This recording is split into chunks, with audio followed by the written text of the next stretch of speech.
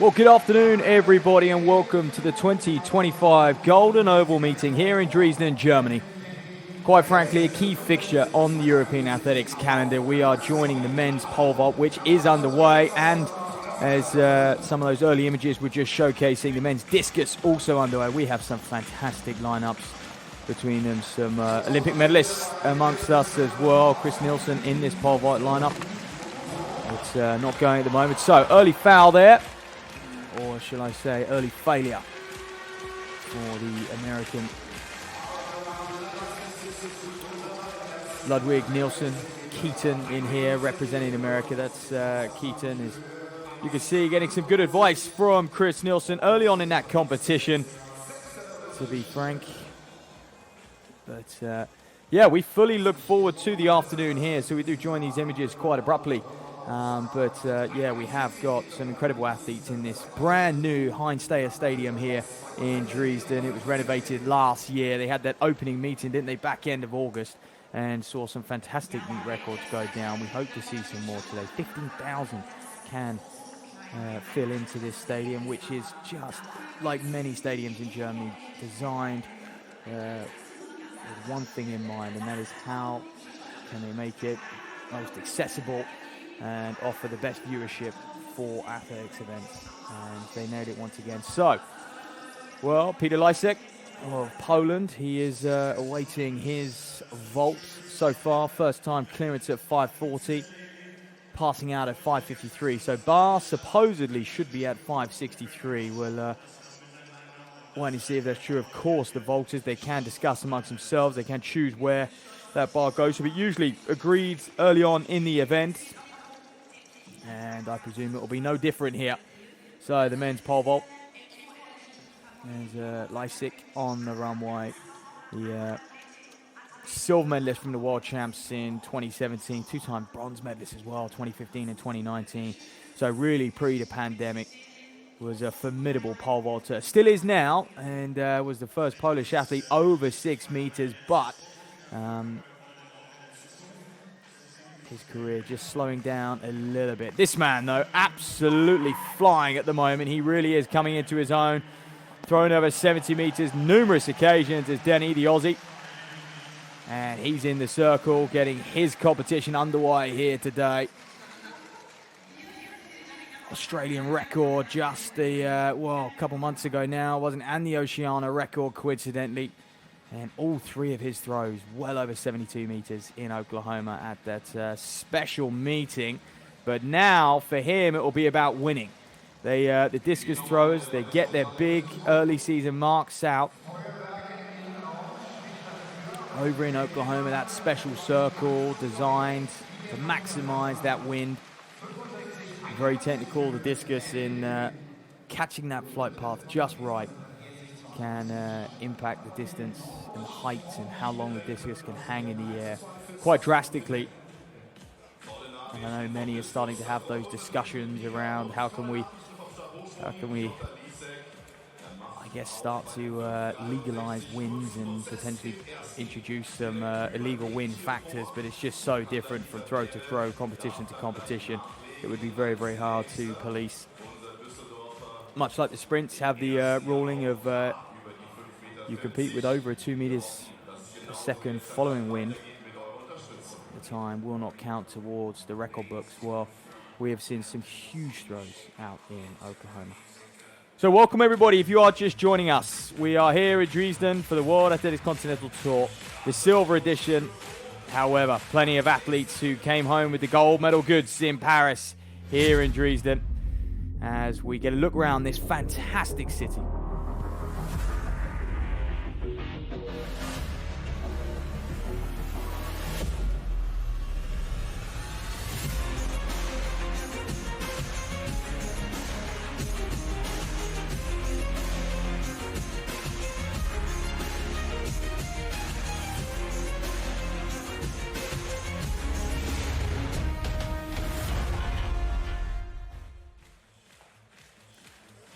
Well, welcome to the 2025 Golden Oval meeting here in Dresden, a key fixture on the European athletics calendar.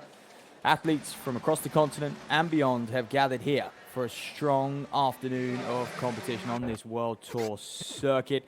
Well, quick brief at the timetable. I'm Matt Seddon. I'll be a commentator throughout the afternoon. That women's shot put getting underway very, very shortly.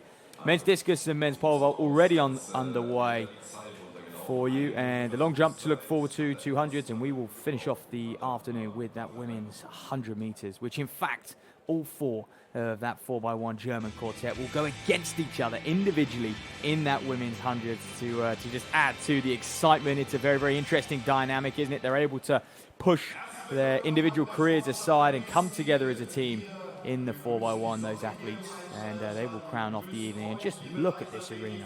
Recently renovated last year, 2024, and now it really is on full display. They did have a meeting right at the end of last year, post-Olympic Games, end of August, and to open the stadium. But now the official World Tour is back here. So, Mika Sassner, the German. Oh, that's a long one. Is that over 65? Yes, it is. And that will challenge Denny up at the top for now. And this man, 70 meters and 5 centimeters out in Oklahoma at that throw series out there. Was just talking about that. And you're starting to see just about every discus thrower in the world. And there he is, straight to the lead. Sosna. Every discus thrower in the world heading over to Oklahoma, get those early season marks and get those qualification marks down, boost their world ranking, and then come back to Europe competing on the circuit. So Denny under a little bit of pressure. The Aussie, the 28-year-old now, launches this one out. That too responds well. Is it enough? Will he go straight into the lead? What a competition we've already got amongst us here in Dresden in this men's discus. It is we have got some formidable field event action for you. Ogonle will be throwing in the shot put in just a few minutes time. We'll welcome her into the arena. And what's the official mark here for Denny? Having a good season so far. The bronze medalist at last year's Olympic Games, 4th in Tokyo, so was able to go one better, 65.91. They'll stay in second for now. Rumor has it he is confident and backs himself to potentially break that world record. If not this season, potentially next. But it does seem like, unless you are in Oklahoma, in that special circle with the assisted wind out there, it's very difficult. Back to Lysick then in the pole vault. First attempt for him, up and over, no problem, and he's having a good competition so far, easing into this nicely. He's going to have to with the likes of Nilsen, Karalis here as well, the Greek, 563, first time clearance.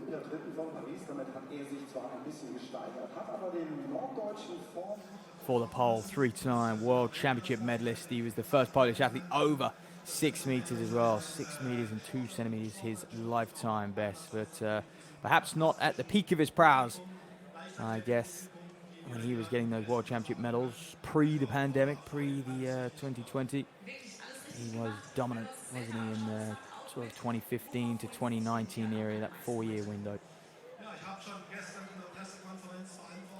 So here's an introduction to the field. I mentioned Karalis, Nilsen, Ludwig, Lysick, who we've just seen jump.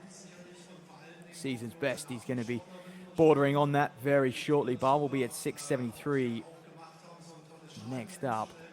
But still quite a few men to vault at 563 so far in this competition. And what a fantastic time of year it is in June. You really do feel like the athletes have, they've all opened their season now. They've got 1, 2, 3, possibly more competitions under their belt. They've shaken the rust off, and now it is about really seeking those top performances and starting to challenge, as I mentioned, boost their world ranking. And, well, the men's discus, this is interesting. Wouldn't the crowd love it if it stayed this way? Mika Sosna, 66.86, leads the way. Denny in second, the Olympic bronze medalist. And those just filing in behind. But we're only just halfway in the men's discus, so all to play for. In steps Ortega. Welcome him to the party. Struggling, though. 57 meters and a foul so far. What can he do in the third? The Colombian A little bit messy, wasn't it, in the circle? Well shy of 60 meters, so he'll be frustrated, to say the least, with that one. It's just not clicking for him this afternoon. He, too, is a man who has thrown over 70 meters back in 2020. South American record, 70 meters and 29 centimeters. And is the two-time South American champion as well, alongside multiple national titles. So you can see his footwork there, great close-ups. But just looks a bit perplexed, doesn't he? Perhaps a little bit frustrated, confused why it's not quite clicking. A long, long way off of where he would like to be at this stage in the season. But the perk of 2025, of course, that World Championship, not till mid-September. So these athletes have an awfully long time to really prepare. And I suspect some of them will come out with an early season hit, get several competitions in, then have a little break, prepare for their national championships, get the qualification, and seal their spot in Tokyo come the end of the summer.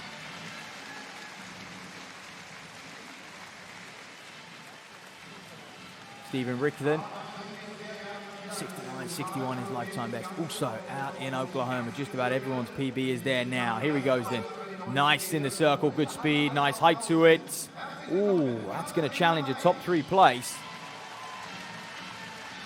63.78, currently the 3rd place mark by Henrik Janssen, also of Germany. 6 Germans in this competition today. Fantastic corner amongst them. So 63.32 just flashed up on my screen for Stephen Richter. And as tight as this competition is, that will still put him in 6th place, even though 63.78 is in 3rd. So Chris Nilsen, the American, vaulted over 6 meters in his time. Comfortable for him. As you would expect, 5.63. Easy, but seems to enjoy it. Pumped up is Nilsen, even this early on in the competition. I think sometimes you have to be, don't you? You have to trick your mind and really just build those emotions throughout the series. Olympic silver medalist back in Tokyo 2021. He's been gutted after the years he was having. Silver in Tokyo, silver in Oregon at the World Championships, bronze in Budapest in 2023. And he would have been expecting to be on the podium in Paris as well, but missed out, so another year for him. Can anyone challenge Mondo? This man's getting closer and closer though. Karalis, the Greek, what a story he's had. Bit of a breakthrough season last year and into 2025. 5.63, comfortable clearance, first time for him. And to be honest, the level of these men, this competition is going to get serious once we get to around about that 5.85, 5.90 mark. I would expect the form they come into this competition in as well. The weather out there, and when Karalis, just a few months ago, setting that lifetime best of 6.05. He's got a lot more to give in this event, and he's just showcasing it now. Janssen then in the circle. Sits in 3rd, and that, ladies and gentlemen, is a big throw. I don't think it's going to move him up a position. He'd have to do just over 65.91 in order to go into 2nd place, but puts the pressure on an athlete like Denny, and that'll feel good. That'll give him a lot of confidence going into the next round. 3rd round throw, over 65 meters, 65.23 for Henrik Janssen of Germany.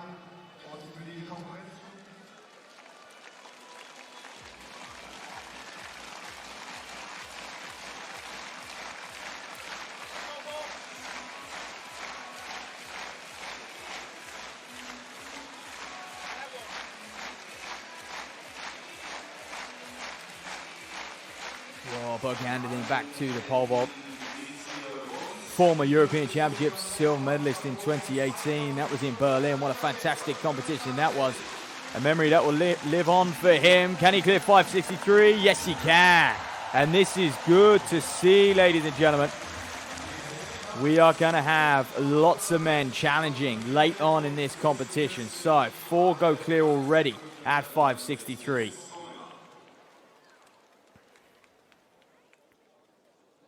It's comfortable for the multiple German champion. In the pole, we'll talk about that silver in 2018. He'll be searching to get back onto the podium. Once again, those European Championships. We'll have to wait till next year, though, 2026 in Birmingham.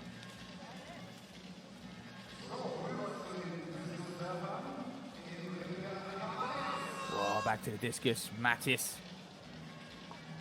Ooh, good throw from him.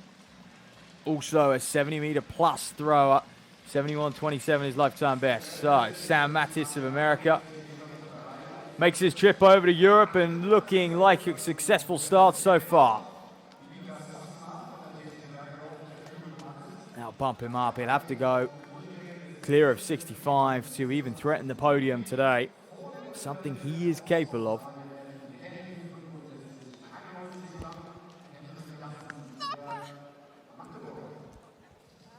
So there you can see, slight improvement for him on that first round throw. Denny then back in the circle. What a season he's having in there. The rivalry just starting to build and bubble away between him and the length there, isn't it? 2 of the longest throwers ever when it comes to the discus. 65.52, 65.91, 66.86. Mika Sosna. German leads the way though. Denny launches this one out. Looks good. Is it going to be over? Oh, so it's over 65. How much is the question? Is it enough to take the lead in the 4th? Matt Denny, the Australian. Not much has gone wrong for him this year.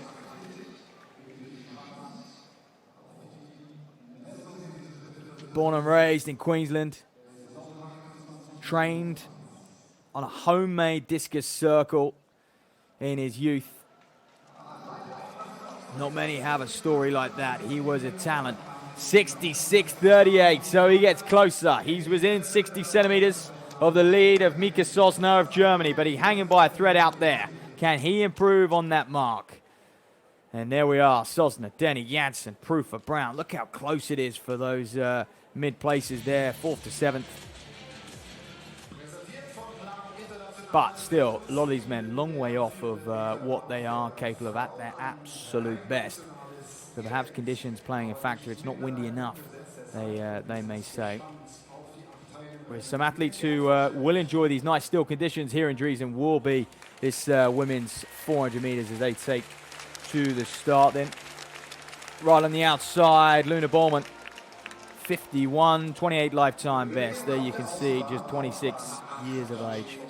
The athlete from Wolfsburg, building into her career nicely now, just starting to peak at the right time, as you could say.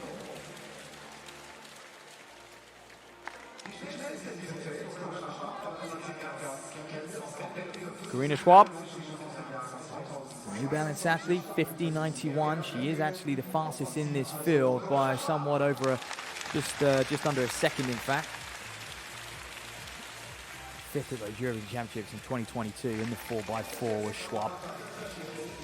So another athlete who's been on that German 4x4 quartet on numerous occasions is this lady.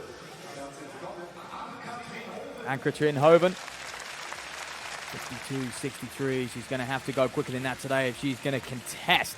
Now, on the inside of her then, Jana Lackner, an interesting athlete, fit that 53.13 from an indoor track on a short track circuit, so you would like to think she's got a lot more in her come outdoors. So, one of the youngest in the field, just 24 years of age, Jana Lackner, looking to better the mark of 53 seconds. And in 4 then, Johanna Martin, 52.22, the 19-year-old national champion, junior national champion, 2020 to 2022, and national indoor champion as well. World under 20 champion. Phenomenal talent. Second at those European under 20 championships as well.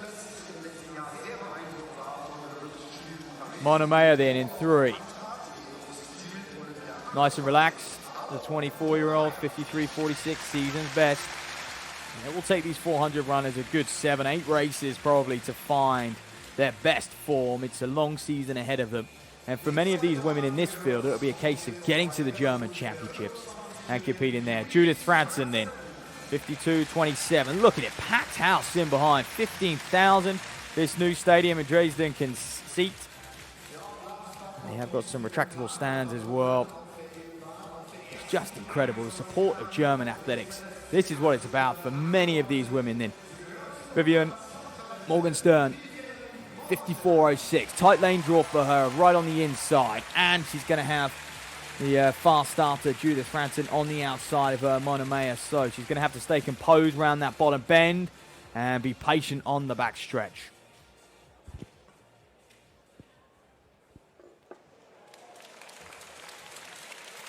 So the women's national 400 here at the Golden Oval, Heinz Steyr Stadium, newly renovated in 2024. Doesn't it look good?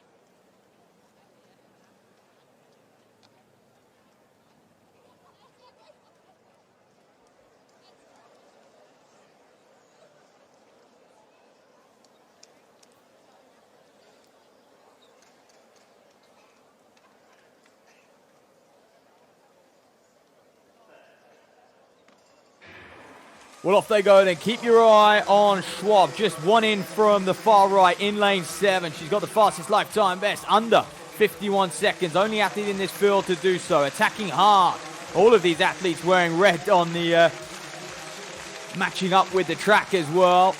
So Schwab, Bowman started well, heading into that first 200. Coming around the top end now.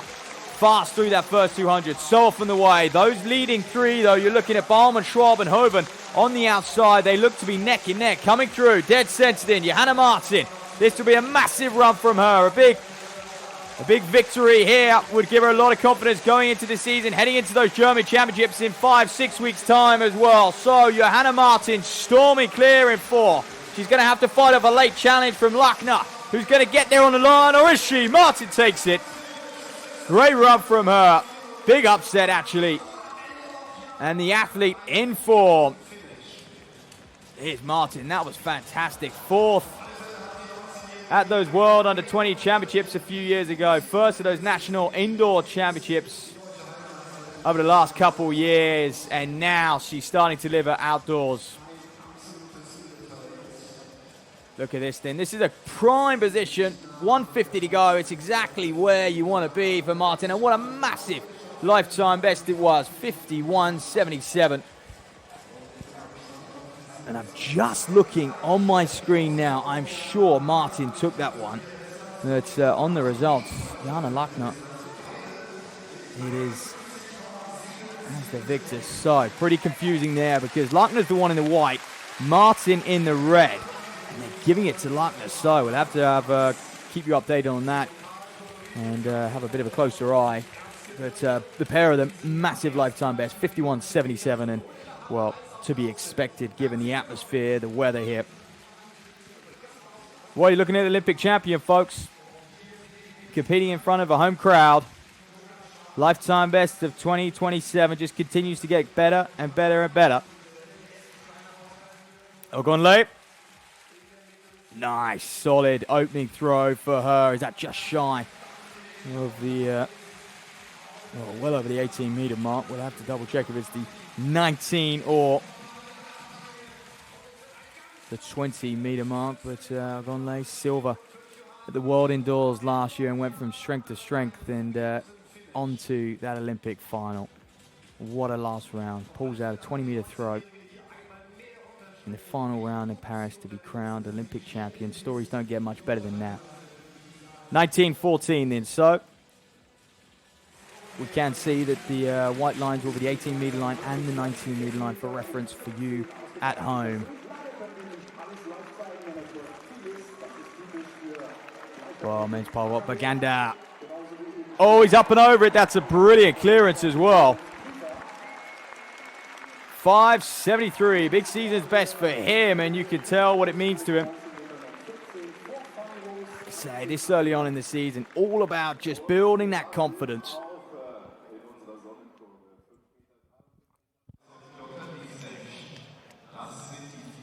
Well, Henrik Janssen's been going from strength to strength. And he's just looking to challenge some of the best in the world. If he can scout the likes of Denny, he's only a meter off. So, oh, he's not going to do it with that. Clips the net, yep. Foul for him. Frustrating, because I was just going to say, if he can continue to put the pressure on the likes of Denny, be a big, big confidence boost for him going into the rest of the season. But just quick summary of that women's 400, by the way. It's still saying Alman with the victory, so the photo finish, we await. But I make it 5 out of 8 women with a lifetime best from that one. So Janssen there. Confirmation of his foul. Peter Lysek. Set to go in the pole vault. The pole. First time failure, 573. He's going to want more. He knows there's an opportunity today to really vault high. With the likes of Nilsen, Karalis again, it's how close can you get to these guys. These are going to be the men who are going to be fighting for a podium place come the Tokyo World Championships. And the amount of head-to-heads they have on the circuit, they compete year in, year out. They'll face off against each other north of 10 times a year. Lysik, nice slow start, powerful stride into it, good speed now. Well, he's up and over, and you could almost tell, couldn't you? His run-up just looked smooth. It looked good. It was the right speed. It was rhythmic. And big clearance for him at 573. Season's best, of course. Worth noting.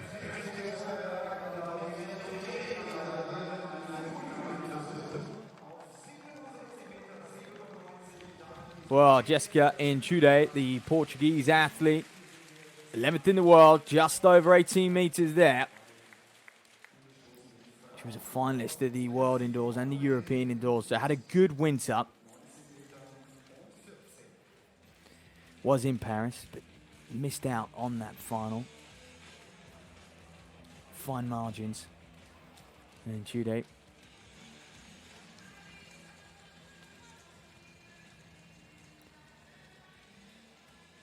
(18.04) in the second round, so 2 centimeter improvement. Nonetheless, still an improvement. Well, Maggie Ewan then shy of where she'd want to be. That's big. Well, well over 19 meters. She will take that, will Ewan.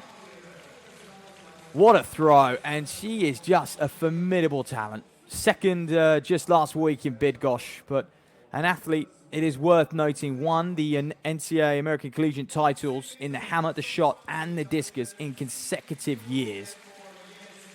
1926 goes into the lead and goes ahead of Olympic champion and the favorite here today, again late. Well, Fanny Roos, the Swede, so consistent. Year in, year out, always there on the international circuit. Can she surpass 19 meters? Yes, she can. So these women are just finding their feet, finding their rhythm a little bit. I should say, finding their arm in this shot put competition. You see, good spin there. Beautiful, beautiful conditions. Beautiful track here in Dresden, and almost a full house. The crowd continue to arrive. So 19 meters in 20 centimeters. Moves herself up in a second. We just saw Maggie Ewan take the lead. Chase Jackson. This is a world-class shot put field. This is Olympic final worthy with the talent we have in it. Chase Jackson, fresh off a Diamond League victory in Shanghai a few weeks ago. That's big. You could tell by the height. Almost too much height. Popped it up into the air, didn't she? But it just came down a little bit too quick, south of 19 meters. Jackson, that meet record in Shanghai. She came out all guns blazing in 2025. And quite frankly, one of the only athletes not here is Jessica Schuyler. 1878 for Jackson then, down in 5th.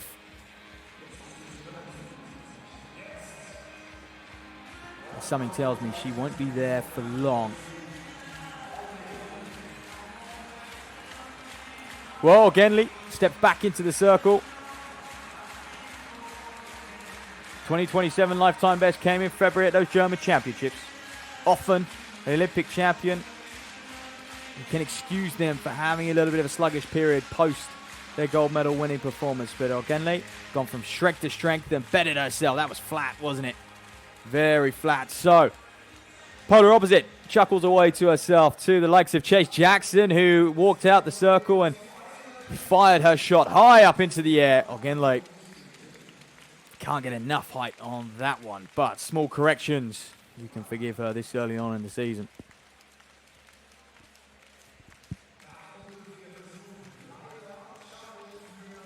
(1914) sitting in third. Maggie Ewan, by the way, leads the way. 582 for another season's best for Boykanda. Lita Beheri.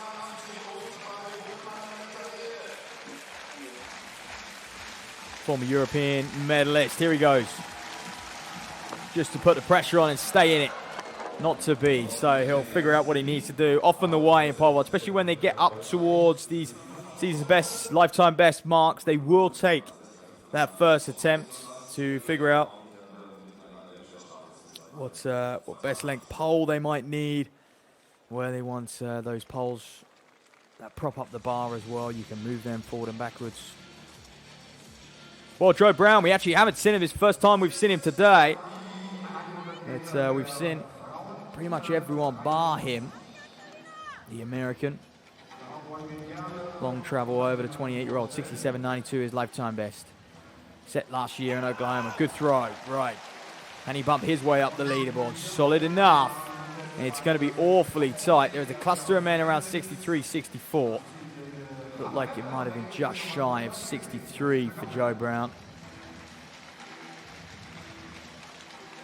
He's ranked 24th in the world.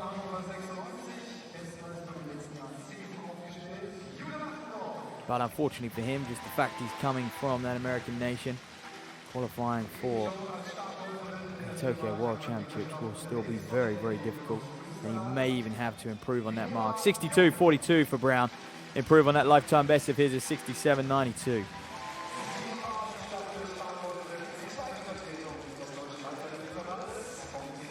Karalis chose to pass at 5.73. Wise from him. I think he could sense he's going to need to be at his best to fight off Nilsen. Both of them 6-meter plus vaulters. Both of them medalists on a global stage. Karalis for 5.82, first attempt.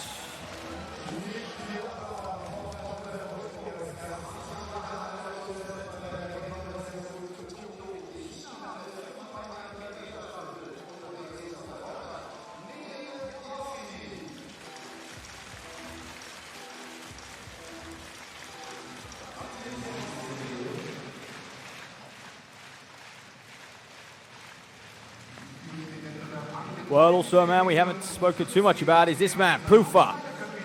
Big throw from him, 71-meter lifetime best. And his coach, Jorge Schulte, also works with Henrik Janssen, so the training partners here together. Let's see what this one comes in at. Massive. Will that challenge the lead? Goes into third, so 65, 67 for Prufa. And it's going to be a good day for Schulte, the coach, as he looks over Hansen. And both of them challenging Denny, the Aussie.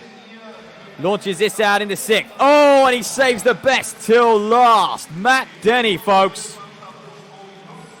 May have just won this competition with that throw. He's going to await the official mark. He knows it was big. He's trying to stay calm. It was big in relation to the meeting and what we've seen that's gone before it, of course. His lifetime best. Well over 70 meters. There you are into the lead. 67.97 for Denny. Wow. Big time player. Pulls it out when it matters most. So does this woman. Maggie Ewing in the circle for the shot put in. Field action coming thick and fast here in Dresden. Got some of the best global athletes here. That's good. There's good height. Comes down quick though, doesn't it, from Ewing? Just rushing it a little bit. And coming off of that second place in Bydgoszcz last week, she's another athlete who's thrown well over 20 meters, 20.45, further than the Olympic champion. Well, we're just getting a replay on one of Denny's fouls. That was in the 5th. Learn a lot from it, clearly. 67-97 to take the lead. And I think that might win. Leipzig then, 583. Ooh, comes down. Well, he's the closest we've seen so far at this height. Even Karalis just struggling a little bit. So, 2 failures for Leipzig.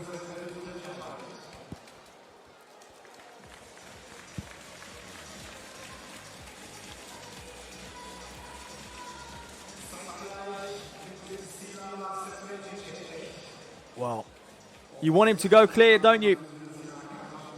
Just to put the pressure on Nilsen and Karalis. Can we have more men later on in this competition? Fanny Ruse in the circle. That's good. Well, that could well take the lead. North of 19 meters. Chase Jackson gives her a nod, a smile. As she uses that as extra fuel going into the circle herself. Fanny Ruse won't celebrate it just yet. Perhaps a little bit too early. Jackson, can she respond? Better from her. However, not going to challenge the lead at the moment.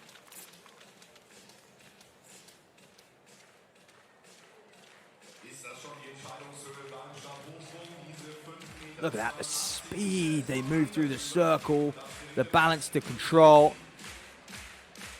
Jackson. There we are, 1898 in 4th. Fanny Ruse, by the way, 1936 was the official mark for her. She leads. Maggie Ewan in 2nd, 1926, and the Olympic champ at the moment in 3rd, 1914. Fouled in the 2nd. What can she do in the 3rd? Last to throw in this 1st round. Yemisi Ogunlate.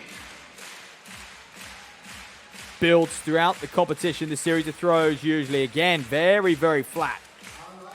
Interesting. She'll foul out on that one, I'm sure. She won't need that mark to count.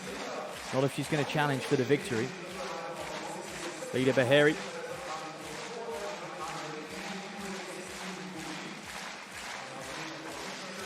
Lida Bayer, apologies. Can he go clear? Ooh, got closer, much, much closer than that first attempt.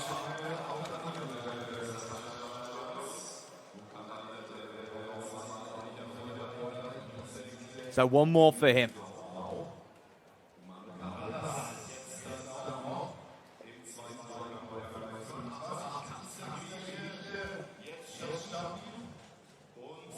You can see just clipping that with his shins. Just a little close. He definitely looks like he's got a 583 in him.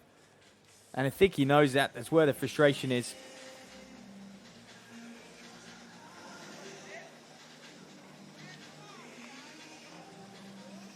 Sam Mattis. Final throw in the 6th. The American. What a consistent series of throws he's had. He wants that big outlier, though. He's not going to get it. That one, just under 60 meters, and frustrated for him. Sometimes when you're so consistent, his body's just in autopilot a little bit. He needed more to challenge today. Man, he was 4th out in that meeting in Oklahoma. Massive lifetime best, 71.27 there. Former NCAA champion, former US champion as well, Mattis.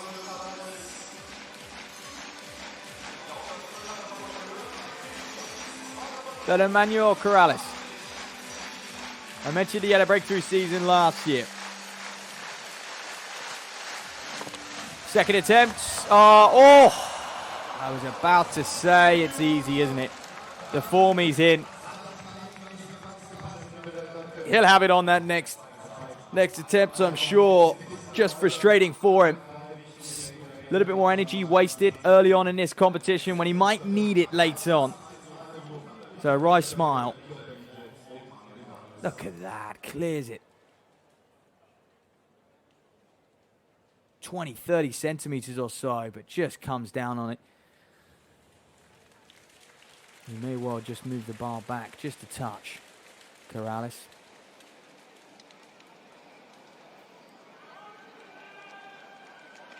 And what it was, those World Indoor Championships in Nanjing, cleared a personal best, national record of 6:05 to get that silver. Behind, of course, Mondo.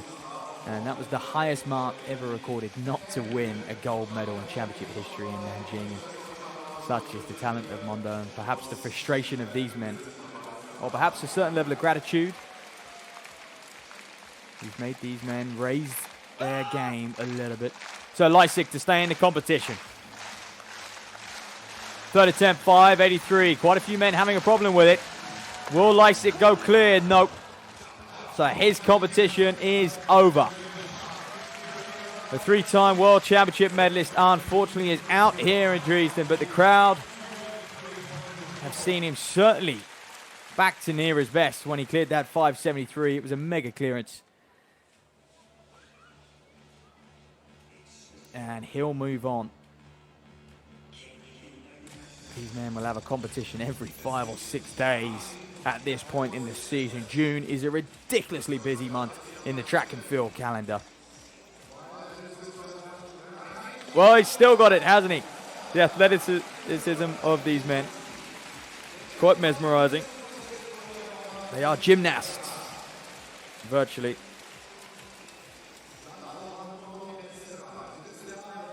Gymnasts packed into a sprinter's body, you could say, utilizing the both to get up over that bar.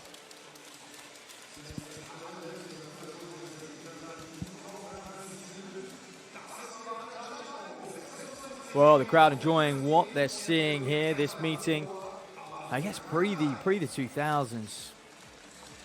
Had fantastic stature. We saw several world records over the years here when you go down through the history books. Stadium records, national records, and the women's long jump world record here, 7:45. Heike Dressler, back in 1986. I mentioned that because we will see Mahambo later on in the competition. So you can see Nilsen still leads the way.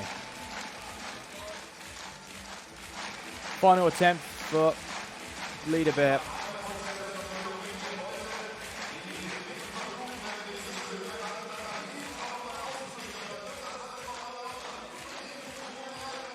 He's got all 10,000 or so of the crowd behind him on this one. They want him to stay in the competition. He's going to be the sole German competing for the victory here in Dresden. Liederberg. Frustration. Just didn't have it today, did he? But a promising start to his campaign. Really beautiful clearance of 573. Indicated perhaps something more. I think he'll be confident when he goes again. That 583 will be within his grasp.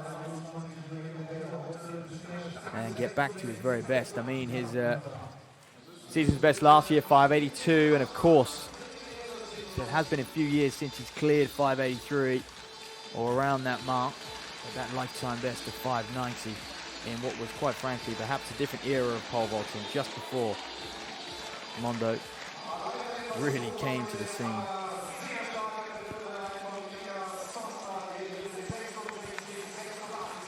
So Manuel Karalis so far has been in control. However, pressure on him a little bit now. 582, this is a mark well within him, especially the season he's been having. European silver medalist last year. Olympic Games bronze medalist. 605, national record holder.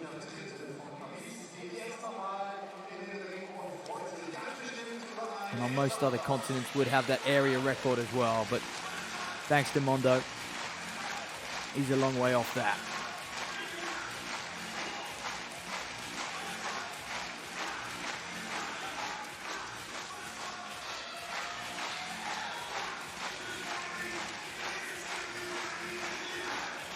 So Karalis the Greek then, he is all but set to rock and roll down this runway and go clear of 583. Will he do it?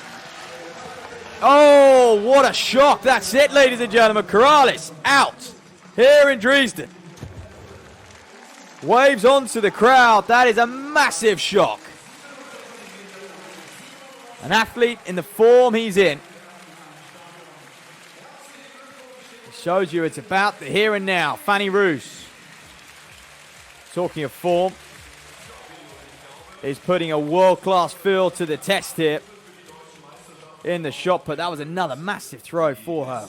Beyond 19 meters, once again. Consistent series. Is anyone going to challenge Fanny Wu? She's got better and better and better every single round. 1949. Confirmation of that fourth round throw. Ogenle up to third, by the way. Or remains in third. And Maggie Ewan also remains in third. 1926 in the second. So those top three just haven't changed. Danielle Thomas Dodd and Chase Jackson down in fourth and fifth.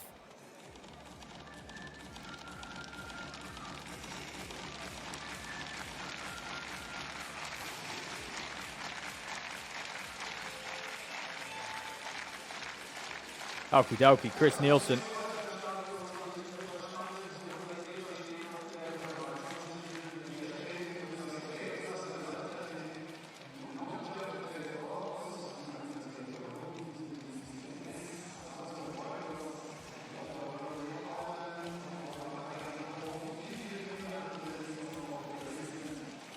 So then here goes Chris Nilsen, setting himself, the American.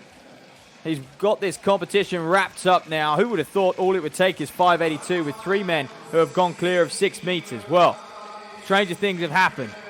Nilsen beat Nilsen now. How high can he jump here in Dresden? He's got the win. First attempt. Oh! And the bar the bar stayed up. He seemed very, very happy with that. Nilsen, what a jump. What a vault. 592 clearance, and I was just perplexed then myself. The bar looked like it was coming down. I think I was confused there with the pole and the bar, but Nilsen, he is producing some series of vaults here. Look at that. Just about stays up, waited patiently on the mat, and he's done well, just skimmed it, Nilsen. So what are we going to see next? He'll have a chat, have a think with his support team. Could we see a 6 meter vault? Wouldn't that just be fantastic? Think about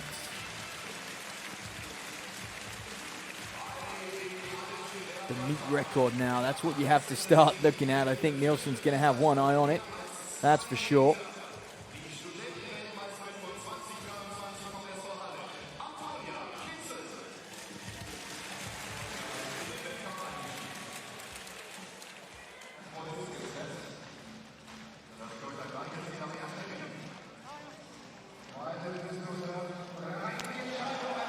Well, still seeing images from this men's discus. Henrik Janssen.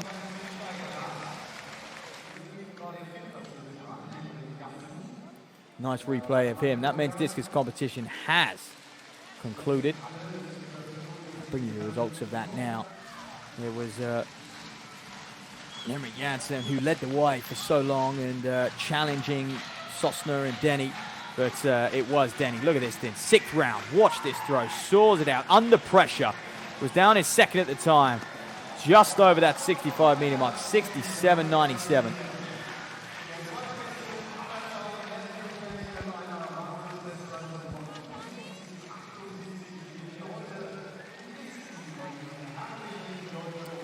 It's a fantastic throw from him. He was the victor here in Dresden. Matthew Denny, whose season goes from strength to strength.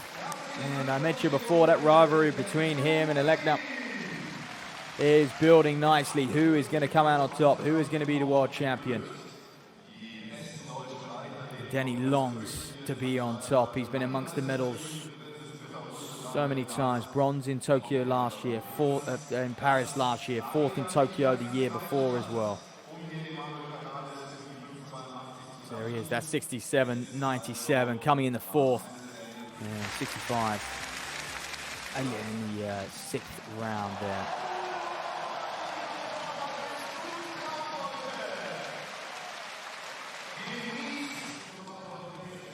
The Australian. And well, here's a quick glance at those results. So Denny with the win. Sosna in second. Janssen and Plouffe, the two training partners, share the same coach. Very, very close indeed for third and fourth. Reichter in fifth there. Joe Brown, Sam Mattis down there. So it was almost a bit of a Germany beat USA, but the Australian comes out on top. And, well, you can hear that women's discus is being introduced as well, just in the background. Valerie Alman in town, in the field, just as good as the men's field events. Taking center stage here in Dresden. The crowd loving what they are watching at the moment. Into the circle, Ogenle. 1876, just not quite clicking for her. Her previous throws have been very flat, not much height to them.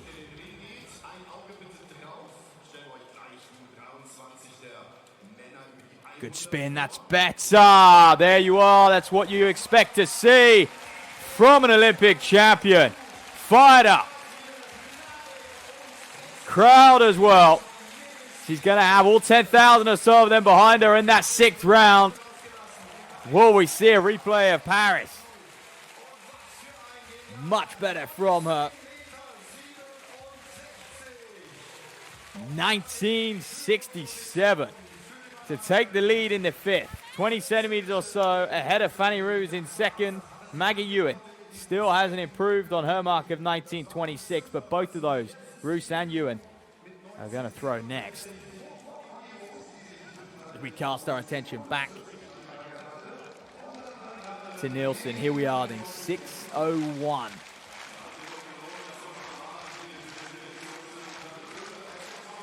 For Chris Nilsen. That's what he vaulted last year in 2024. Can he match it again here? Oh, that's a good first attempt though, isn't it? A very, very strong first attempt for Nilsen. And he'll go away. He'll certainly take two more. I bet your life on that. I'm wondering though if we see him go above 6:01 with the Diamond Leagues next week. We've got a little flurry, haven't we? Rome, Stockholm, Oslo, all back to back.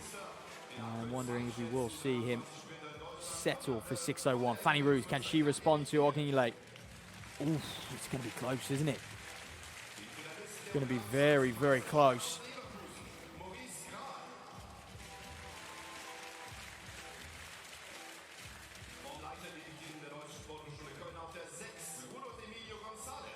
So another smile from her.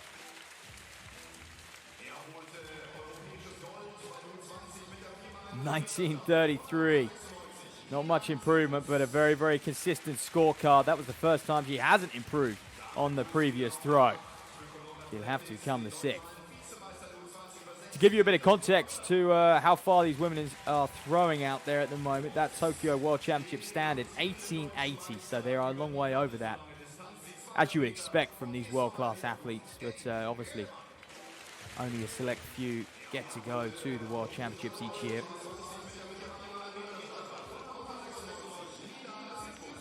And it took, coincidentally, a 1932 third place. That got you on the podium in Paris last year. And we were already seeing 2 or 3 above that here today in Dresden.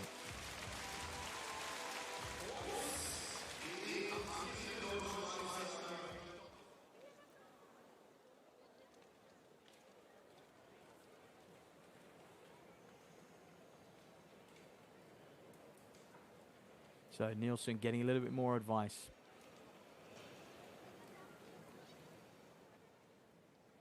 Trying to attempt 6:01.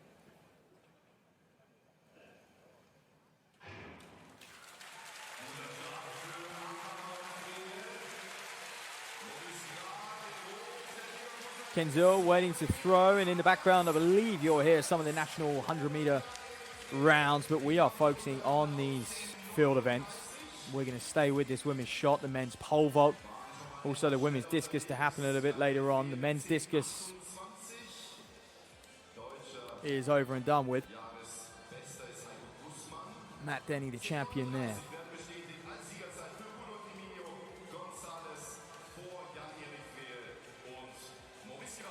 Polina Kenzel sitting in 8th.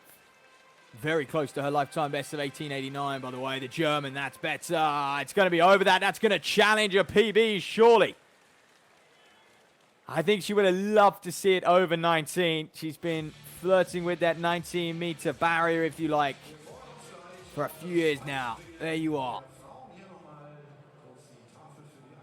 And she knows that 19 meters plus would have seen her really contest those top 3, top 4 spots. Could have maybe even threatened to go beyond the likes of Chase Jackson. What a scalp that would have been. But 18:52, very consistent scorecard. 8th place for Kenzel. So this is the start of the 6th and final round. Etude of Portugal. It's not going to be much of an improvement for her. 18:62 in the 4th. Much of the same, it looks. But I tell you what, any other meeting, any other world tour, the likes of Etude and Kenzel are probably competing for the top 3 spots. But it just so happens we've got an Olympic level competition here in Dresden. We really have. Jackson getting ready. She'll have to wait for the likes of Meisker and Thomas Dodd to go before her. So the Nilsen, just making sure he is ready. This is a place he's been numerous times before. 6:01, it isn't a distance, isn't a height, apologies, that frightens him anymore. You can see the explosive power of these men. I mentioned earlier, they're gymnasts mixed with a sprinter. We saw what Mondo can do over the 100, and many of these men are going to be in a similar realm. Mondo is a little bit of an outlier in that sense, though. His speed in the runway is certainly one of his strengths. A lot of these men wish they had that sort of speed, but what they may lack in that, someone like Nilsen, very, very technically gifted, fantastic career as well. He's just about done it all.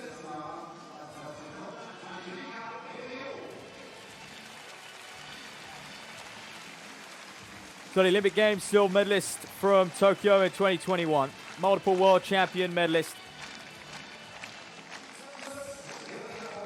Graces the meet here at the Golden Oval. He's already got the victory. Can he get the meet record? And a 6-meter clearance to add to his CV once again. Nope, not on a second attempt anyway.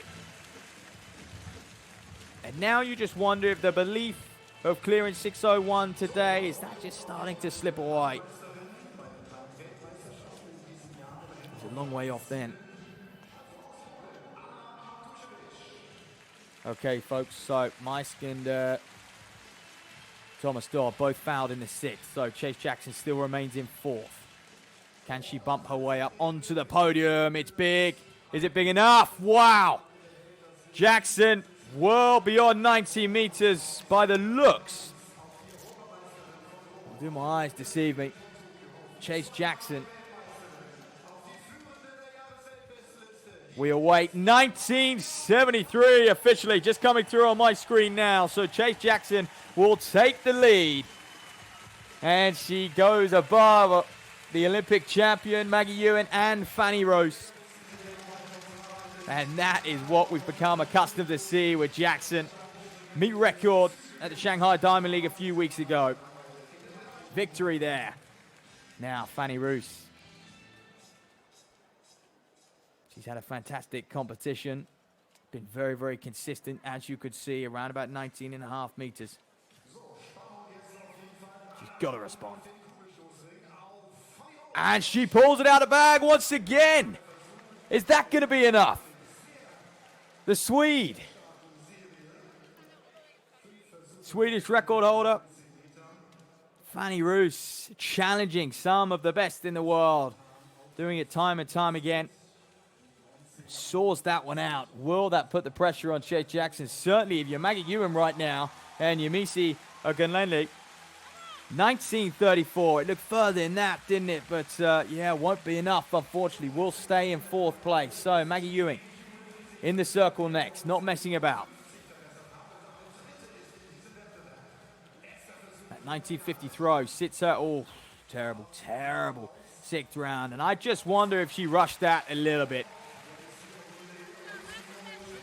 Roos through, and before Roos had virtually even left the circle, Ewan was in. She was preparing for her throw, and that was very, very scruffy.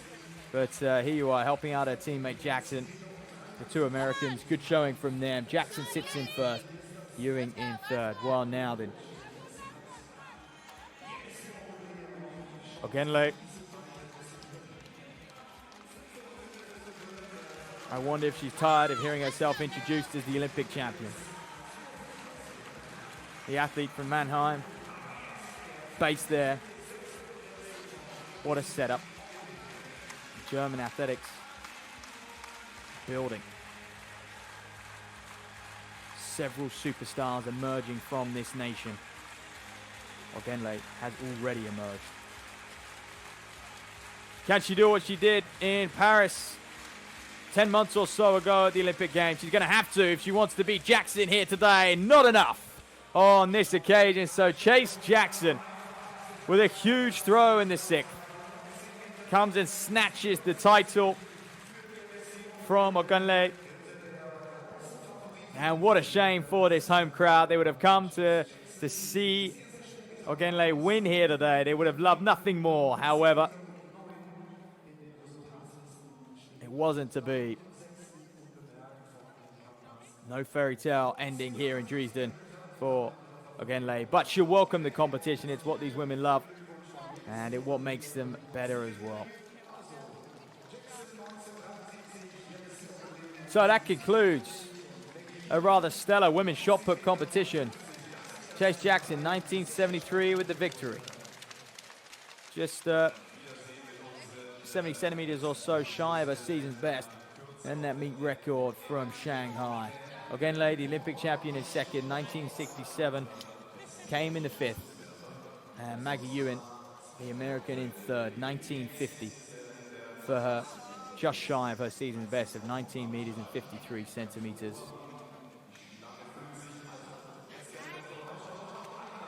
So what a super, super competition that was.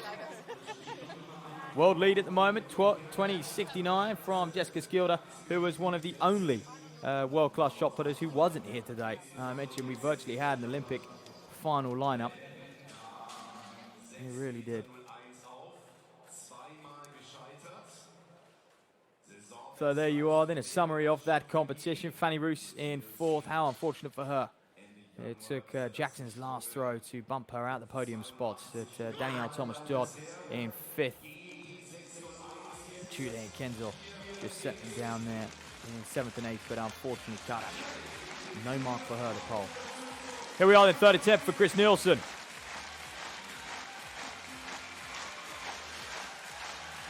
To go clear at 6:01. He's already won the competition here. Can he do it? No. Well, that was his closest attempt by far.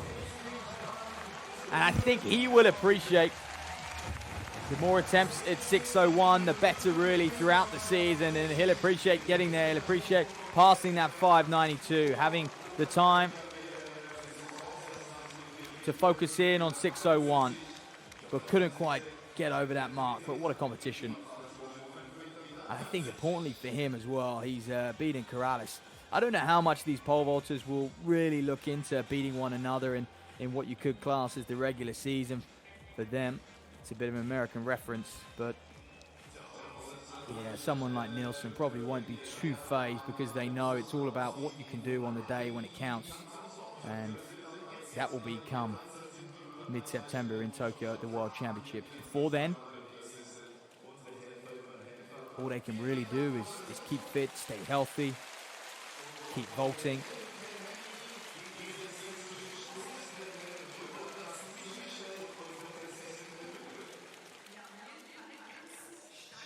There we are, you can see at the height, didn't he? Just skimmed it. And then, of course, I think those flames, that was his clearance at 5:92. And apologies, those flames behind him really heating him up, heating this competition up.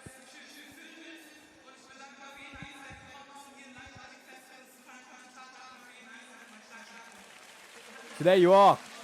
comfortable really for Nilsen in the end, and Karalis, due to passing several heights, really, really disappointing, 5.63, so won't even finish amongst the top three.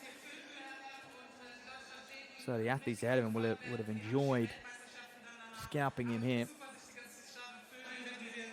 And there we can see we've got a bit of hurdle action up next. The men will go first, then followed by the women. So the 110 hurdles will be next on the track.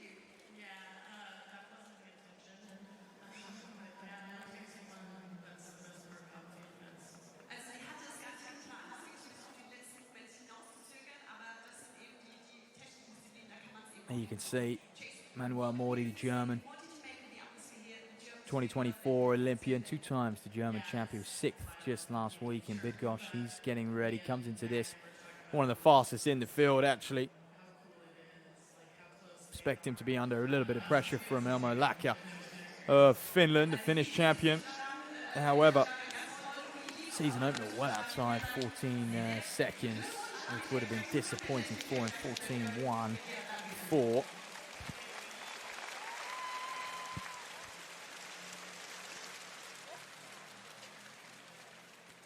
So the men's 110 hurdles next on the track. Thiago dos Santos goes in 2. Laka, who I was just mentioning, way off his lifetime best at the moment, goes in 3. LaFrance Campbell, Manuel Mordi. Great lane draw for him, as you'd expect, on home soil, the German. He'll be the favourite in this one. Look out for Rasheen Brown, though, former NCAA collegiate, 13.49. Anyone who comes through that NCAA system, you have to pay respect. So there is Dos Santos, just 21 years of age. Strong season's best. Comes into this in good form. Capable of challenging that lifetime best, you would say so. He's getting used to competing on the circuit more and more as well. Traveling, racing well. There's Elmo Laka, multiple times the Finnish champion. But as I mentioned, just perhaps a little bit sluggish in his season opener a couple of weeks back.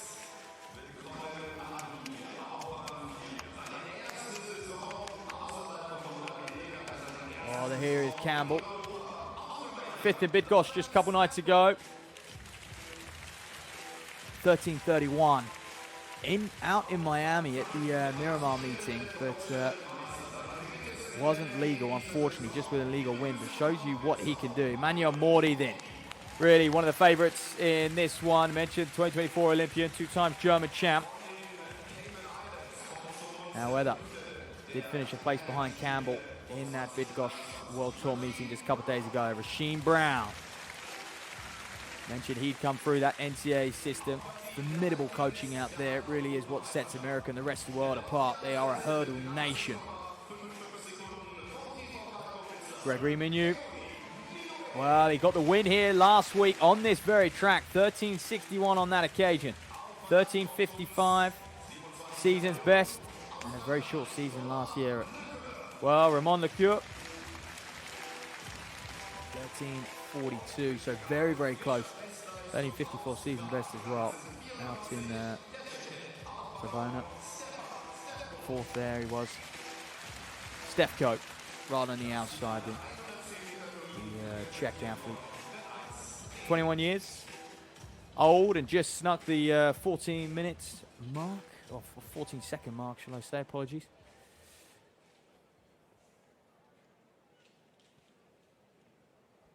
So the men's 110 meter hurdles. Dos Santos, Laka, Campbell, Mordi, Brown, Menu, Lecure, and Stefko on the outside. Mordi dead center. To the right of him, Campbell. To the left of him, Brown. Those perhaps going to be his closest threats. Will he lead from the center? Or will he be challenged from the wings? Young Czech athlete on the outside. Big step up for him at this level. You get to see him at the World Tour.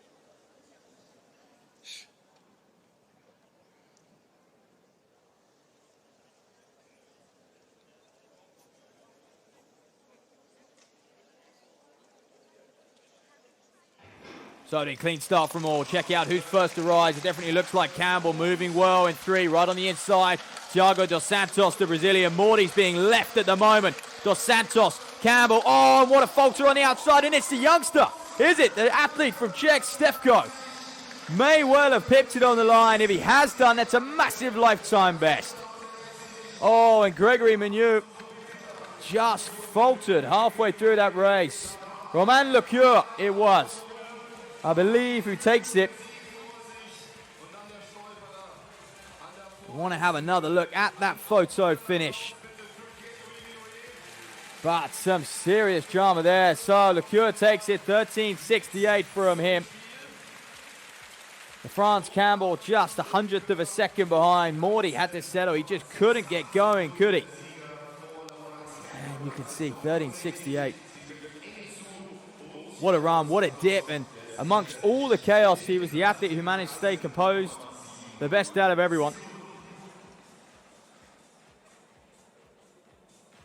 Well, look at this one. Crucial point in the race. Dos Santos on the inside going very well.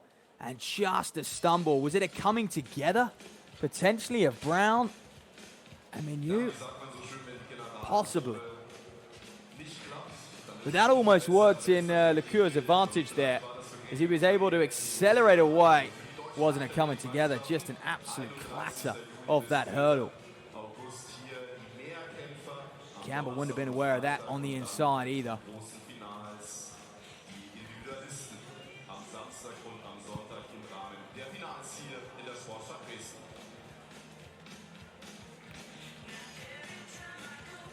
So, a reasonable start on Romain Lecure, the Frenchman. You see those athletes getting away. So, there's beautiful sunshine here in Dresden at the Heinz Steyer Stadium. There's a result wrap-up of that event. So, Lecure takes it. Campbell, Santos, who is running the inside. Brown, Morty, Lacka, Stefko, and Minu.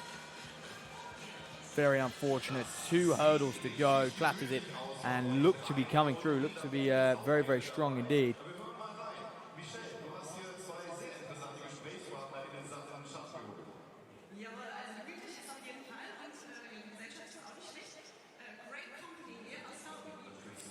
Next up will be the women's 100-meter hurdles. Quick replay of this men's discus once again. Henrik Janssen. That was his 6th round throw. Happy enough with it. Wasn't enough to challenge Denny's winning throw in the end. But a great competition, a great series for this man.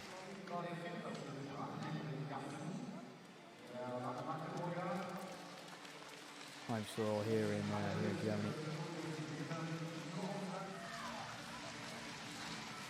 Finishing up in 3rd place, saving the best to last, but like I said, just not quite enough. Mika Sosna. This was his best throw. Coincidentally came in the 2nd round, 66.86.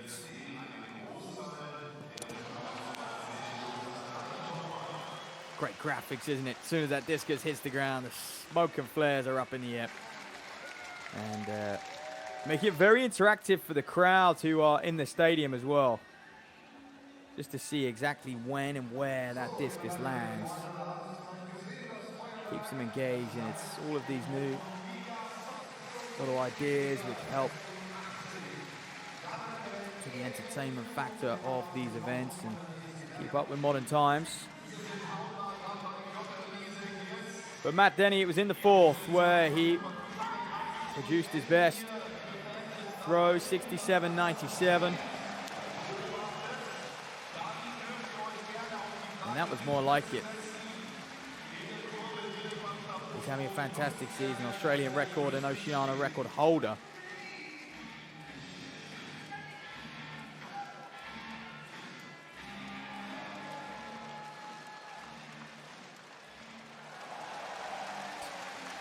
And the women's discus, to be fair, both of them just lifted to new heights.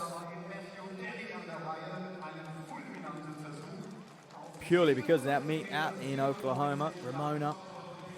Not only is it the circle there, but the wind factor, the way there's numerous circles lined up so you can throw against a wind, which is the preference for discus throws.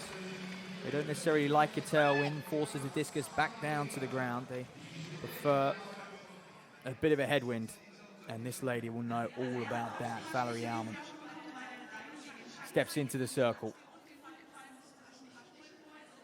The American world, ooh, okay. So, foul on the first round.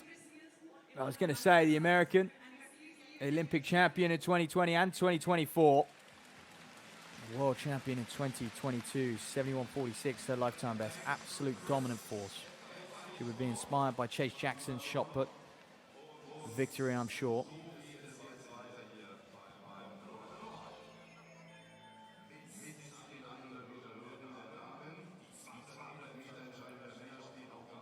Marika Stenaka, the Olympic finalist, national champion, the German. Swings this one out, gets a mark on the board. Is that a foul? Must have been if it's hitting the box there. Little chuckle to herself. Almost an apology as well to those officials out there.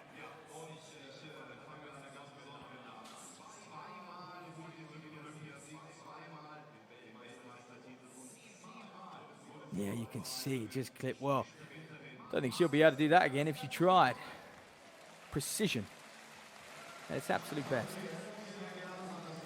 If she was aiming for the box, of course.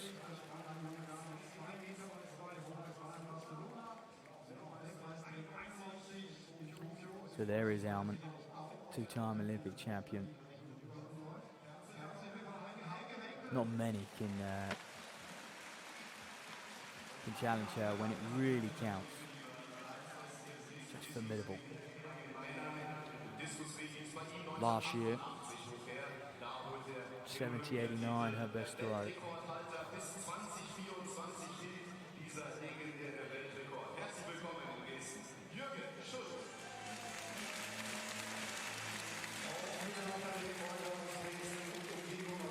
Comes into this in quite superb form, to be honest with you.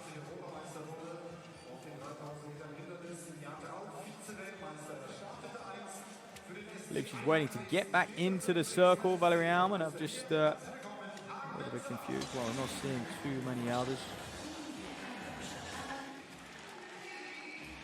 Well, a little bit of a recap of that men's pole vault as well.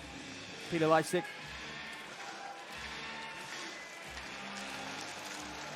Polish athlete. Great clearance for him. Fouled out at 583, but 573. Was able to go clear and stay in the competition.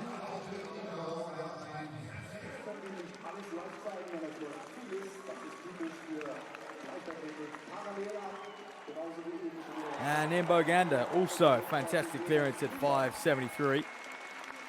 First time. Got him in second place. Former European champion, European silver medalist, apologies, in 2018. And then Chris Nilsen. He was the winner at the end of the day, cleared 592. Skimmed it, but it managed to stay on by a thread. Puffing his chest out. Very pleased with himself. Rightly so.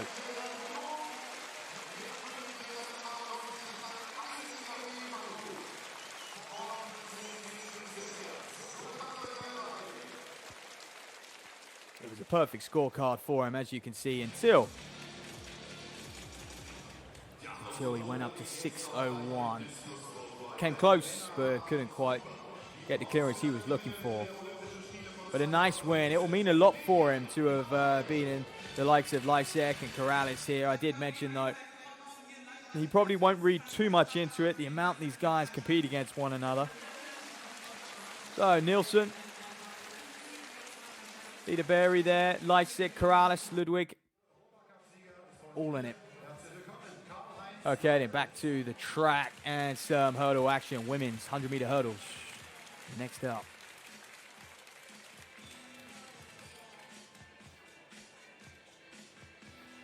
As we will go through this lineup. On the inside, Karine Stremetz, Two-time national champion, the Austrian. Former heptathlete, would you believe it, on the inside, the Austrian. 9th Rabat Diamond League, Ricardo Lobe. Some fantastic PBs. It's going to be close if they can get near it. The track is fast. We've seen that. Super performances already. Lecour winning that men's event by the skin of his teeth. Crystal Morrison, look out for her. Morrison and Jones, by the way, Raina Jones of America. So, old friends, Jamaica and America, when it comes to track and field. Certainly these sprints events, they'll know each other well. Those two are 1-2 at the North American, Central American, and Caribbean Championships back in 2023.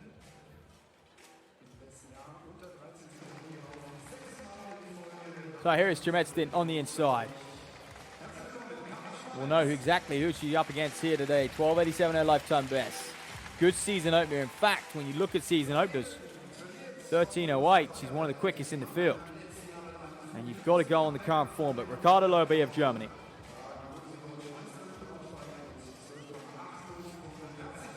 Again, comes into this in pretty good form. Low 13 seconds for the 100 hurdles. She's had numerous top 8 finishes at the European Championship level. Raina Jones in the American, 24-year-old. Second in Bydgoszcz just a couple days ago. Third at the NCAA Championship last year. And those of you who follow that collegiate racing, that is a very, very good achievement considering how strong they are in the 100-meter hurdles. Orsina Schneider. Watch out for her, the two-time under-20 champion. Two-time under-20 European champion, should I say.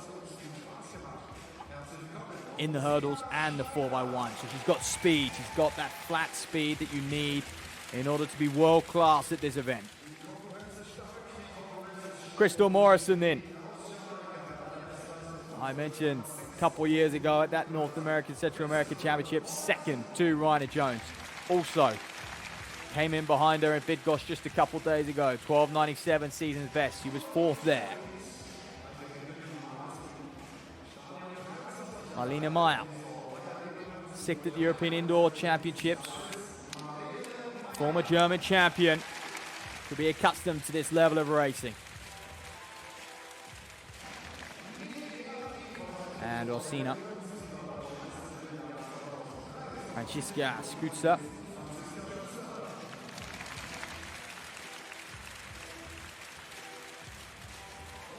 Yeah, having a good season so far. Look out for Victoria Forster, World University Games champion and silver medalist there. Top 8 of those European Championships. Sana Forster, the Slovakian on the outside. Perhaps a nice lane draw if you want to stay out of trouble, as we saw in that men's race previously. So, Strametz, Lobe, Jones, Schneider, Morrison, Meyer, Schuster and Forster.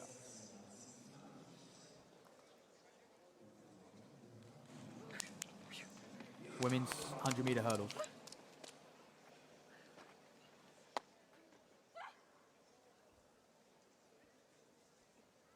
Which is on fire in 2025 already.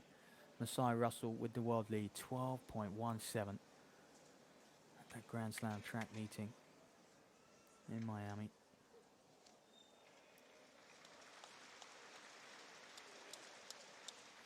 So well, that's a good start from Jones. She does come into this as perhaps one of the favourites. Strametz on the inside, moving very well, keeping up with Jones. It's Jones and Morrison at this stage. The two know each other very well. Jones is just pulling clear. She wins it comfortably in the end. 12.83. It was faultless. Absolutely faultless once she got clear. Over those first couple flights, she was so smooth and she was able to then relax a little bit into her running. So an equal season's best for her. Crystal Morrison, like she has done so much throughout her career, has to settle for second place behind Raina Jones.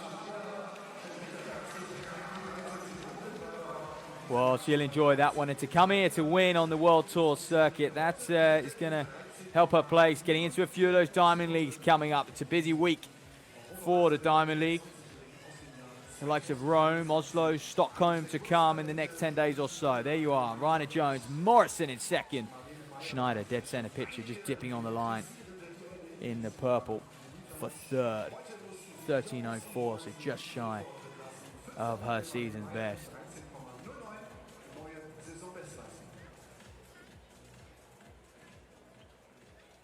And that's an athlete with a lot of confidence at this stage in her career. Just going from strength to strength. And knows that she has to turn up to these sorts of events and win them if she stands any chance of qualifying for that American team come the World Championships in Tokyo. It's a long season to build towards. Crystal Morris is second. Rosina Schneider, the German on home soil, in third there. You can see Stremitz, Maya, Schuster, Lobe, and Forster. So good running. Lots of season's best and PBs. It is early though, so we do expect to see plenty of season's best at this stage. June is perhaps one of the busiest months in the athletics calendar.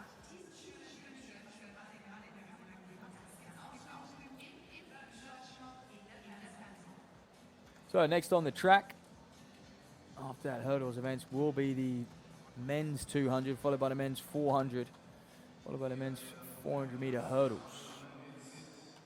But at women's discus, there's a start. There's Valerie Alman. Caballero to look out for as well. Steinacker, Van Klinken, Krap, Pudence. It's an all-star cast in the women's discus. Here goes Alman in the circle. Just warming up, visualizing. Interestingly there, just doing it with a water bottle. These athletes using what they can really get their hands on at these meetings. It's anything but the real thing.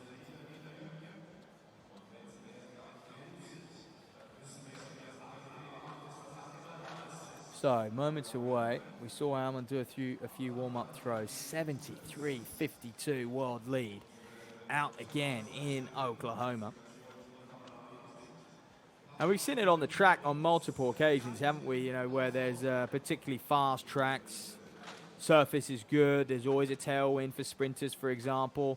But when it comes to distance, these staged races, the impact of pace lights and beautiful conditions have allowed them to run fast. Shoe technology, another one.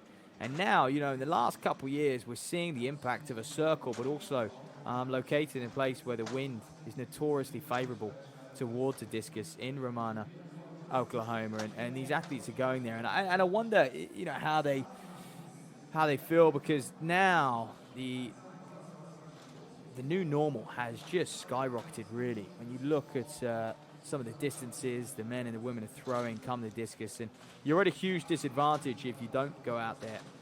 And what we saw in the events, especially the distance events, when it comes to track and field, is due to the impact of shoe technology and pace lights and certain races on certain tracks which are particularly fast, if you weren't there on that moment, you may miss out on your qualifying standard to get to the World Championships. And then it's hard to replicate that. So I wonder if a lot of these women will see that. Personal best of 70.65 for Caballero. Gets things underway here. Just shy, or just over, shall I say, 60 meters. So a modest first attempt for her in round one. Question is, did she foul out the circle? Get the live results coming through on the screen shortly.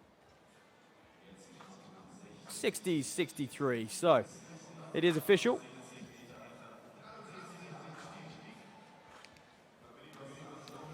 But often as well, the more athletes that throw further, the harder those World Championships and Olympic qualifying marks are going to be.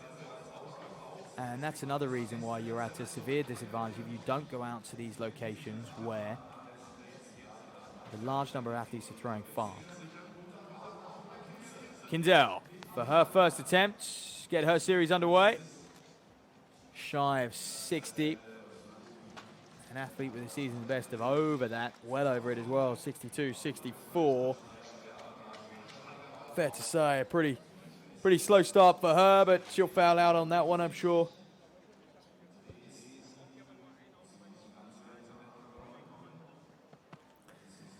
57.05 actually official, so she will allow that one to go on the board. Antonia Kinzel, 2023, by the way, World University champion. That World University Games is back again in 2025. And is actually in Germany, the World University Games. So Antonia Kinzel, 39-year-old from Portugal. Now into the circle, Liliana Karp. 66.40, her lifetime best. That just over 60, and in fact, that might be enough just to take the lead. Above the likes of Caballero.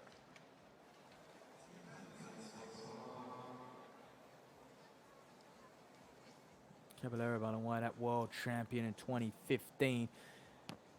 And not quite actually officially, 59.73 for Liliana Karp. Just shy of 60, but again, nice throw for her, and just shy of her season best of 62.66. The athlete wearing those Lisbon Athletic Club colours. Well then, second German to throw, Marike Stanacker.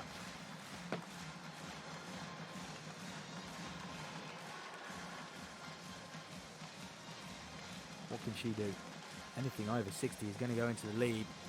And that, not enough. The Olympic finalist in 2024. German champion as well, capable of a lot more. And often when she's at her very best, superb technically. And consistent. Often very consistent throughout the competition and a series of throws. Stanacker goes into third, 57.70 for her. So this women's discus first round, it's still warming up, you could definitely say that. When you've got the likes of Alman who've thrown 73.52, somewhat 15 meters further than the likes of Stanacker that we're seeing here, and herself is throwing 10 meters further. Mariah Polja. Right around. It's like there's a magnet at 60 meters for these women at the moment. Everyone just getting very close to that mark. Mariah Tolj has one of the better season's best. And actually, by the way it is seeded on season's best. So the person with the shortest season's best throws first all the way up to what is the world leader in Valerie Alman. 59.65 in confirmation of Tolj's throw.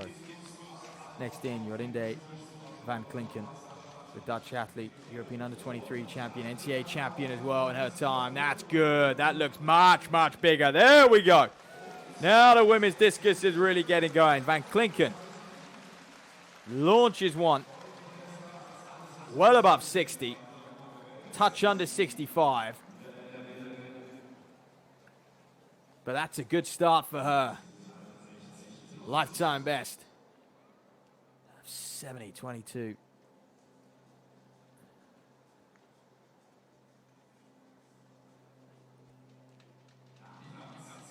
Look at that, very strong indeed. I reckon that's, well, I was going to say just under 64, but in fact just under 63, 62.94 for Van Klinken. And I wonder if being in the presence of Alman here today, a lot of these athletes are going to lift their game. Shanice Kraft, another German, a very talented German, 68.10. 3 times European Championships bronze medalist. That was pre-2020 though. Here she goes, Kraft. Better, and that may well challenge for the lead. Shanice Kraft. Great throw from her, once again, just under 65.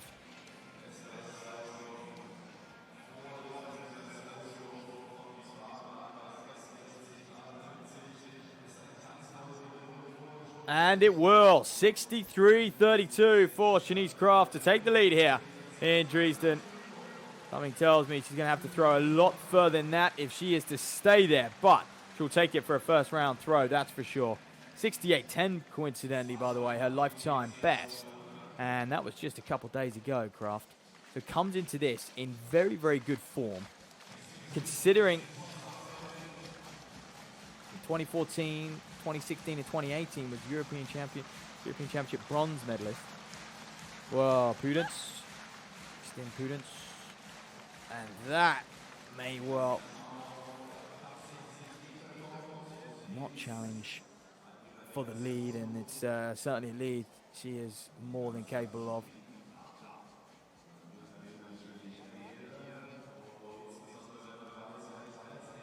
Who was that European champion in 2022 and the Olympic Games silver medalist in 2021. Struggled the last couple years. You can see just over, was it? 59.98 for her, sitting in fourth. The German.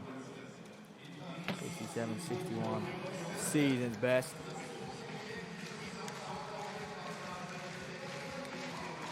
But she really is a bit of a leading figure here in Germany, isn't she?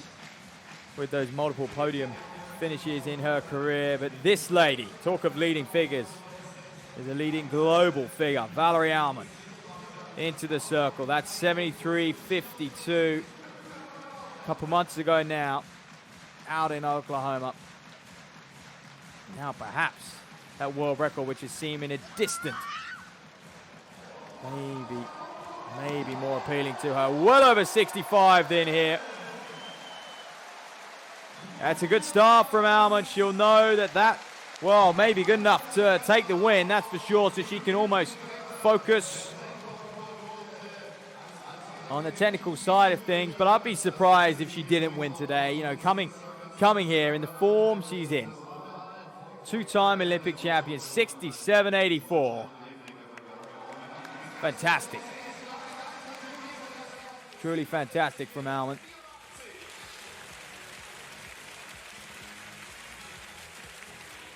Well, the men's 200. You can see over on the far side, they're lined up, they're ready to go. And let's go through the list. And who we got? Ziebold on the inside, Finke. Look out for Efaloco, Castillo on the outside as well.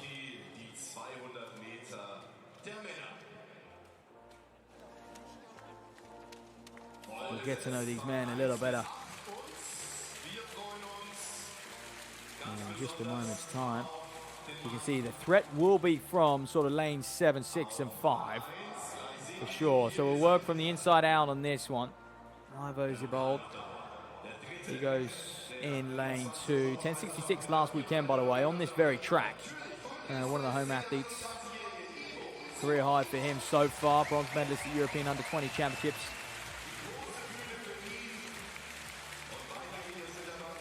21.45.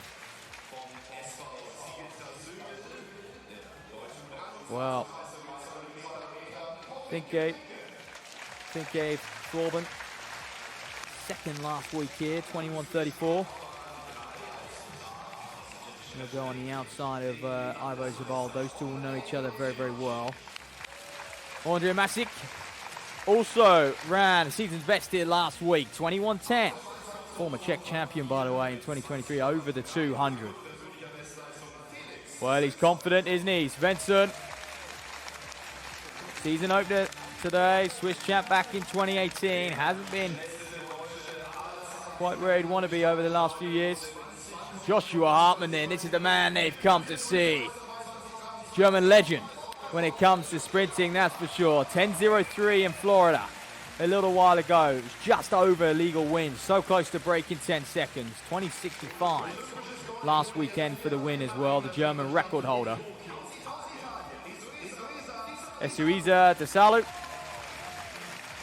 Look out for that Italian. He's going to be Hartmann's nearest threat, you could say.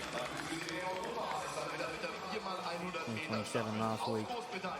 Jonah Efaloco, European Under-18 and World Under-20 champion.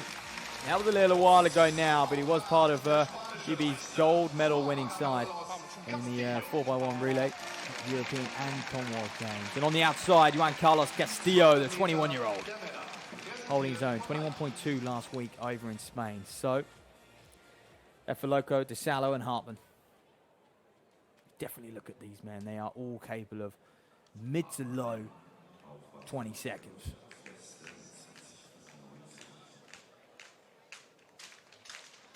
And that, quite frankly, is a different lead to some of the other men in this race.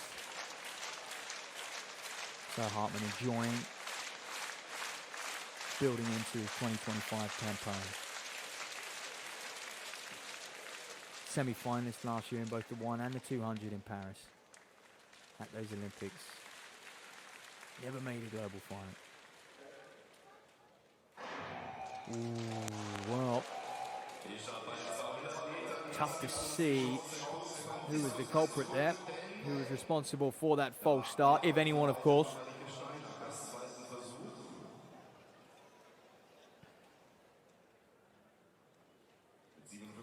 Svensson, Hartman, I'm sure we'll get a closer look now. Here we are on the replay then. Who's responsible for this? Much, much better angle to see. I think he's there right on the inside in 2. Tough to call that. Everyone looked very much in sync. So how will this unfold?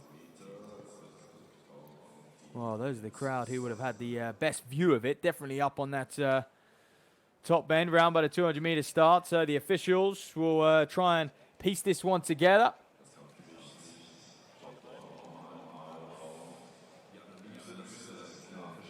Ooh, the red card's coming out. Don't like the look of this. Please don't be Hartman. There we say it. Anyone but him, and that's unfortunate. Andrej Masic of the Czech Republic has been disqualified. No wonder now. They always have these conversations now, athletes talking, asking if they can potentially run under protest. And he's probably asking to see those reaction times, what they've come in at. There'll be video evidence here as well, I'm sure.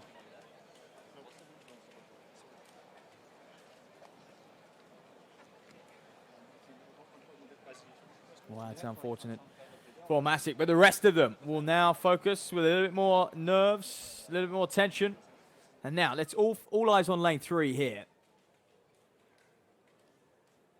Very, very margin, wasn't absolutely minimal, but you can just see it, and well, it was probably enough under that 0.1 reaction time.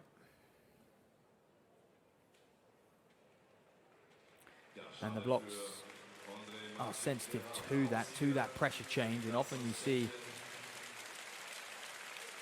the occasional mistake because of that. Athletes have to stay so still in that set position. It can't be held there for long. Okay. So Castillo on the outside. Efoloco inside of him.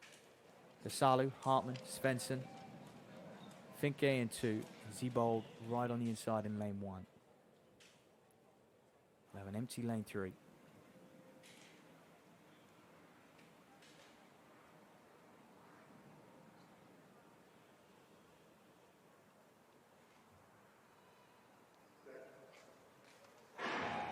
Not again.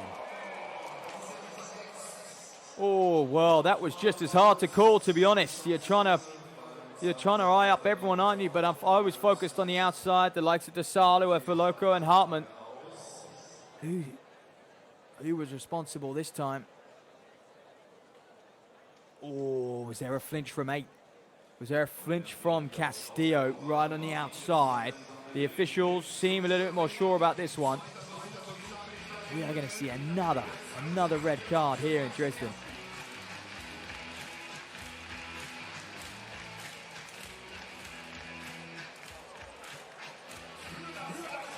Taking no prisoners. Well, there you are. Unfortunately, Juan Carlos Castillo. Perhaps him and Masic will need to go have a run on the warm-up track after the meet is done. And you can see Castillo there certainly asking, can I run? Can I run under protest? Meanwhile, Lillian Carr back in the discus circle. Valerie Alman soared to the top of the pile. That's better from Carr. Much, much better. Portuguese athlete, just under 65. That will certainly boost her up the rankings.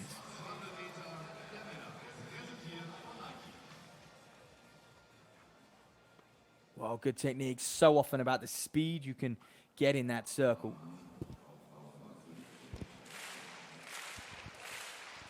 Well, there he is then, Castillo being escorted off the track. He will not participate in this men's 200 meters, which for the third time now, these athletes will await the starters' orders. Now, on the inside, Ziebel, Finke, Svensson, Hartmann, Desalu, Efaloko. And that changes the dynamic a little bit because the likes of Efaloko in 7 won't have anyone to hunt down around this top bend.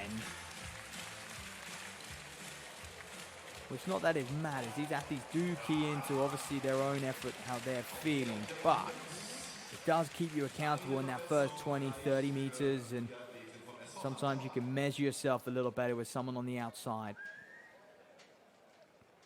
So he'll now run blind. Hartmann, of course, in 5 with a very, very strong lane draw. Efaloko opens up his seasons, by the way, over 200. The athlete in the green vest on the outside. He's run 10.3 for the 100 this year and 33.5 for the 300. However, yet to contest the 200 until today.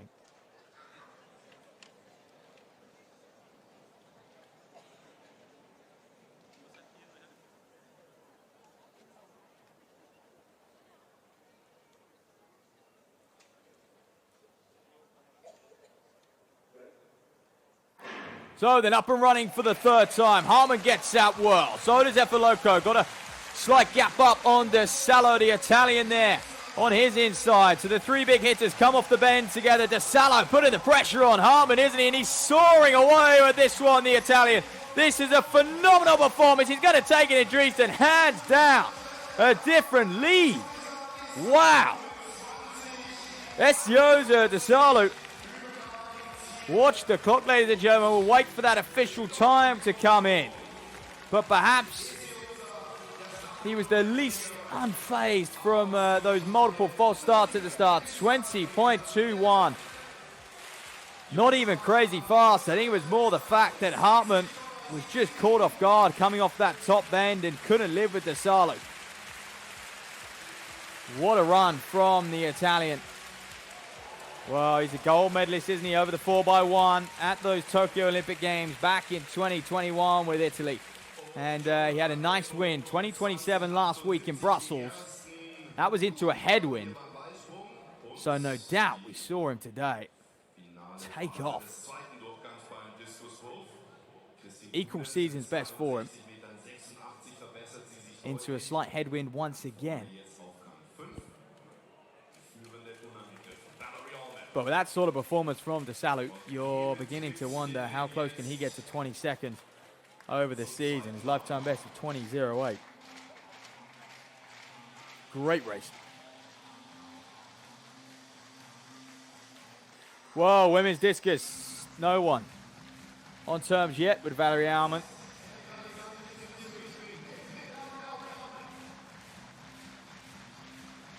$67.84 to lead the way in round 1. What could she do in round 2? That one just slipping out to the right-hand side a little bit, and you can see didn't quite get the angle she would have hoped for.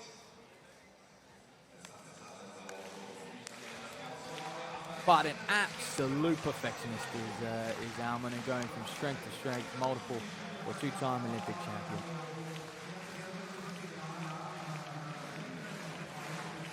Now in the women's long jump, Malika Mahambo. Well, she had a great year last year. Couldn't defend her Olympic title. However, foul here in what is round 1 in the women's long jump.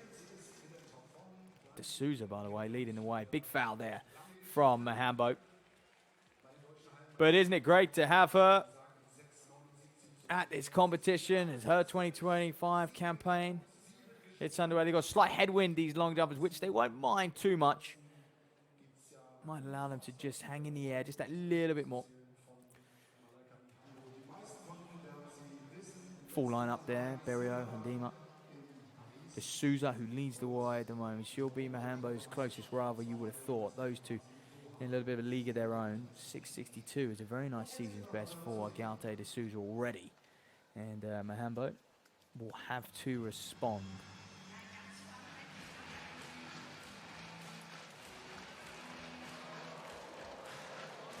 Oh, what a throw there from Van Klinken. Again, it will put pressure on the likes of Alman. Won't be enough to go clear and take the full-on lead, but it will certainly put pressure on her. The athlete who has missed the podium at the World Championships on the last 2 occasions. And I'm sure going into 2025, she'll want nothing more but to get her world medal that she so longly deserves.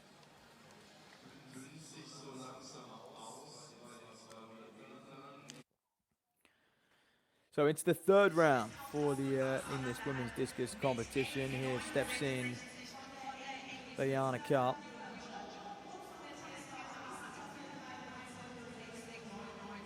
(63-64). A nice improvement, and she sits in 3rd place at the moment. So can she improve on that? She's got the likes of Kraft in behind her, who are not going to be there for long. I thought they've got more in it. That's another improvement for sure by Lilian Karp. No doubt about it. Hiding her emotions pretty well. It's a pretty good poker face she's got. Not too phased just yet.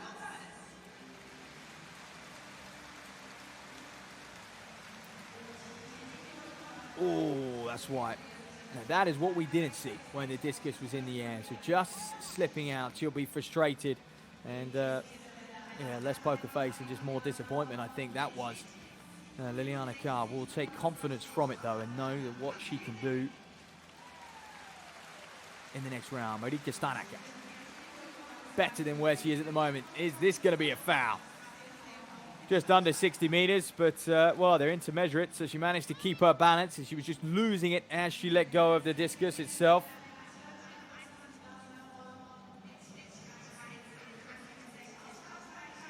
Stanacker, the Olympic finalist from last year in 2024.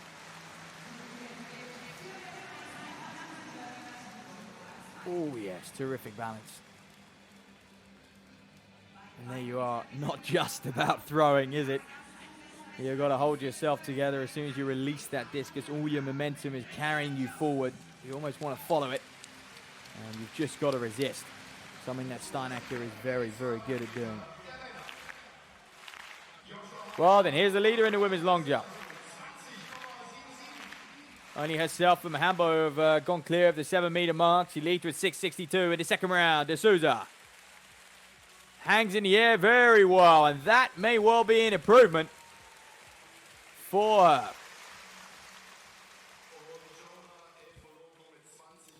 Well, it's legal, and the wind is legal as well. As it calms down, they're sheltered a little bit.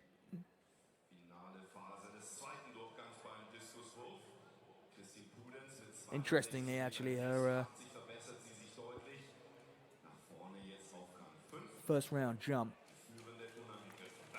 had the least headwind out of everyone. Apologies, that is her first round jump. We've got the results coming through a little quicker than what we've seen, but good to get a little replay of D'Souza's first round, 6:62. Here goes Kraft.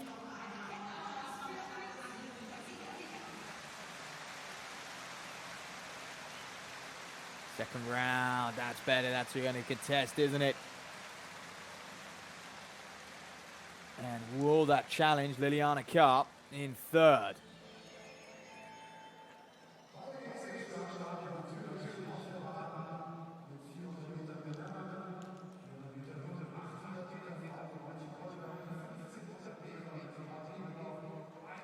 Oof, I've got it coming through. 63.53 for Kraft. So just a couple centimeters better than her second round throw of 63.50.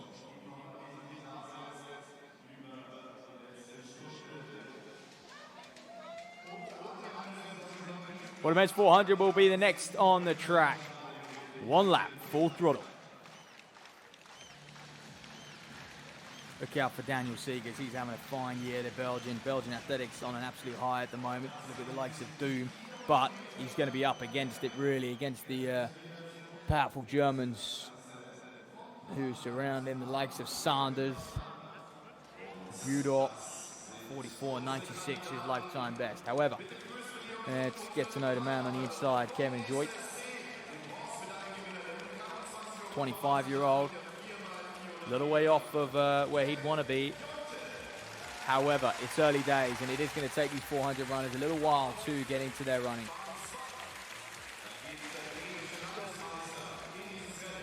So in 2 is Nilsen. He was 4th last week at the IFAM meeting in Brussels. He is the Danish national record holder. It was set at that meeting up at altitude in Switzerland. Famous for some very, very fast 400-meter times. Manuel Sanders then.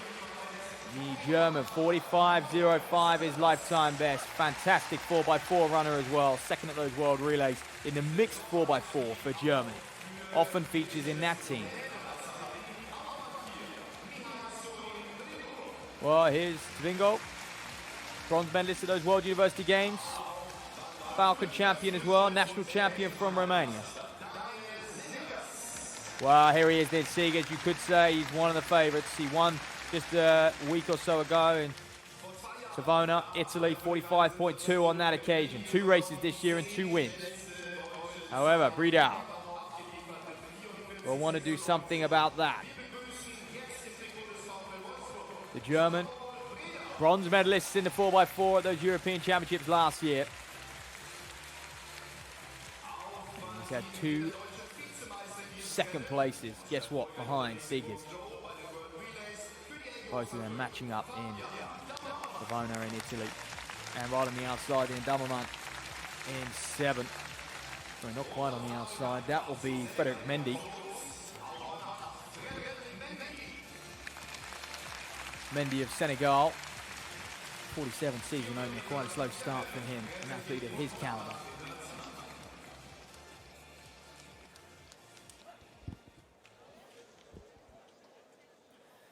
So, Seegers, easy to spot there in the red. He goes in 5, the Belgian. On the outside of him, Bredal. These two have raced each other twice already this year.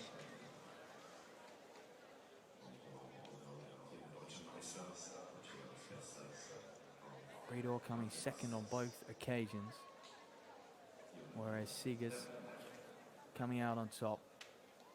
Former Belgian long jump champion as well. Men's 400 meters.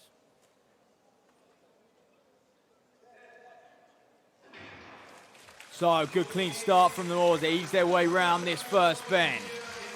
Definitely looks like Seegers just going off a little slower than Bredal on the outside of him. Those two quite evenly matched. Seegers just keeping tabs on him. It's what you can do around the top end that counts. And I tell you what, up on Seegers already. Saw it of Romania soaring round this first 200 and round this top end as well. He's got to jump on the 2 favorites, you could argue. They're going to have to respond coming into the home straight. Mendy moving well on the outside, the man from Senegal. He too's got a lot of work to do.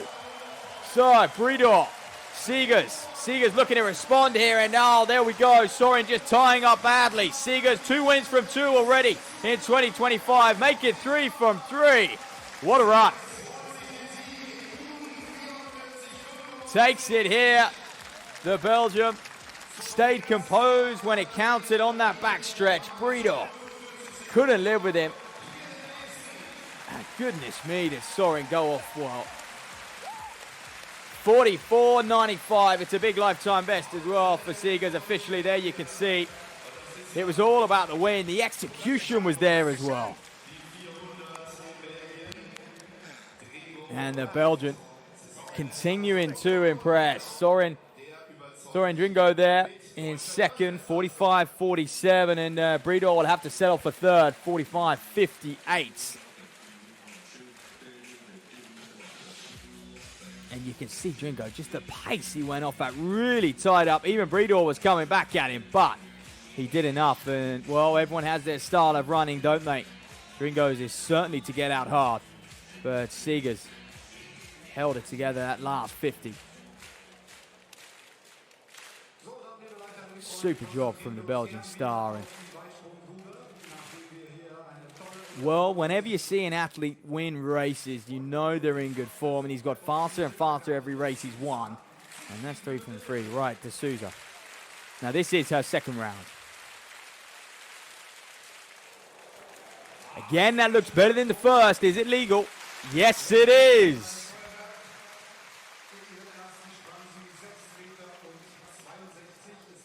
Great on the board from D'Souza, having a superb competition so far.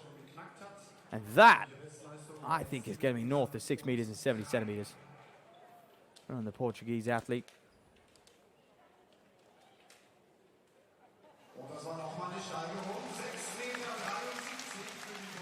$6.73, there you are. Going to put a bit of pressure on Mahambo.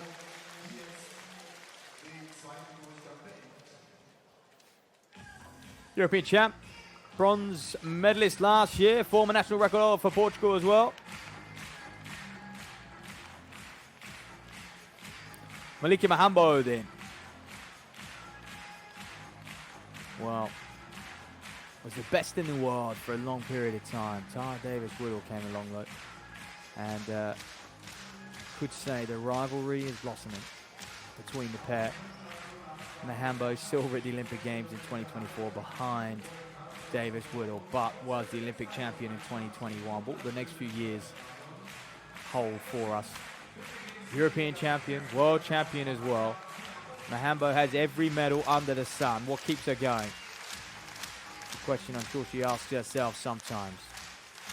Foul in the first. What can she do in the second? D'Souza's out in 6.73. Can she challenge that? It's another foul for Mahambo.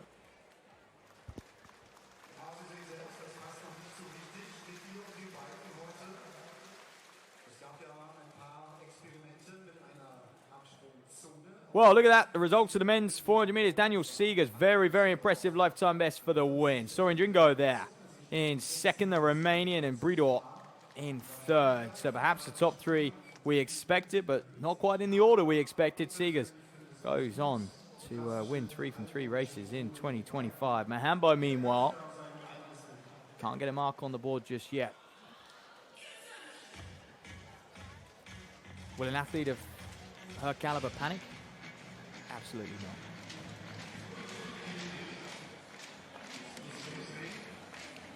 Talking of caliber, Denise Graf, the German, steps into the circle.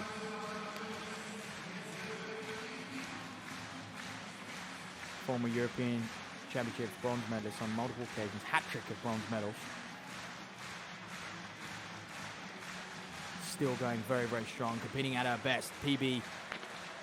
Ooh, okay, so mid 63s, mid 62 meters, you could say. She's had a very, very consistent round so far. 63.30 in the first, 63.50 in the second, 63.53 in the third. However, I think that might be a touch under 63 meters for Shanice Kraft.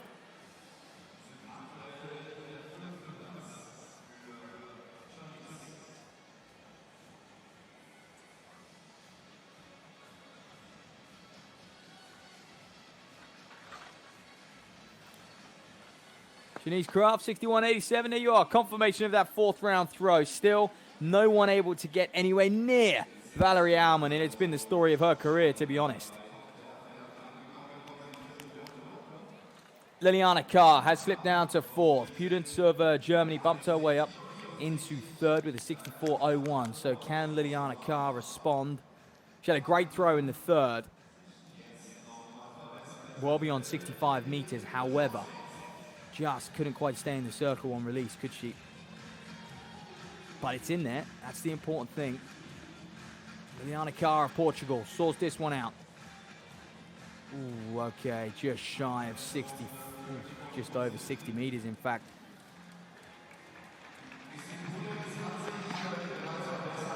Maybe a little bit of frustration starting to form for Liliana Carr in this women's discus competition.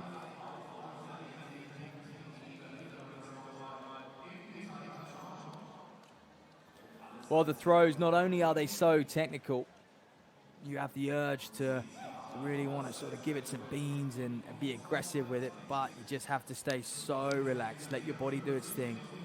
61.73 there for Liliana Clark. Van Klinken, who sits in second, with 65.57. The Dutch athlete stepping into the circle. One of few women to actually surpass the 70-meter mark. 70.22, that lifetime best. Former European under-23 champion and NCAA champion, Van Klinken. Another modest throw for her. And perhaps just a little dip in the fourth for multiple athletes before they really have to take to it in the fifth and sixth that they are going to challenge Alman, or they are going to secure their podium places at the moment. Van Klinken and Pudence, who's in third.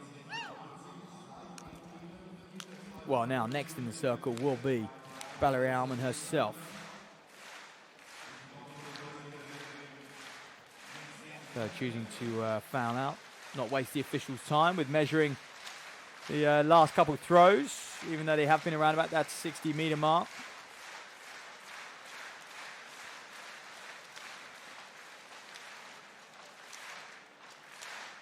So here goes Valerie Alman. So dominant. Perfect technique. That's better. The last one went a little bit out to the right. That's another strong throw from her. Just shy of 65. And these discus throws, by the way, to give you a bit of context, will be throwing with a bit of a tailwind, which does limit how far they can throw. They want to throw into a headwind. It hangs a discus in the air a little longer. Especially if they catch it right. With a tailwind, just forces that discus down to the ground that little bit quicker. It's almost the opposite to what you think would happen, but you know, a lot of events, the sprints, the jumps, they do prefer a tailwind. However, yeah, discus throws like a bit of a headwind, and hence why that the meet in Oklahoma is so popular for them. Okay, then the men's 400 meters hurdles will be up next. We'll then have the women's 800, by the way, for just to run you through a few other events that are going to take place this afternoon. Men's 1500 after that. And then have the 110-meter hurdles once again. And then the women's 100 to conclude the action here in Dresden in Germany at the Golden Oval. What a fantastic meet it is indeed.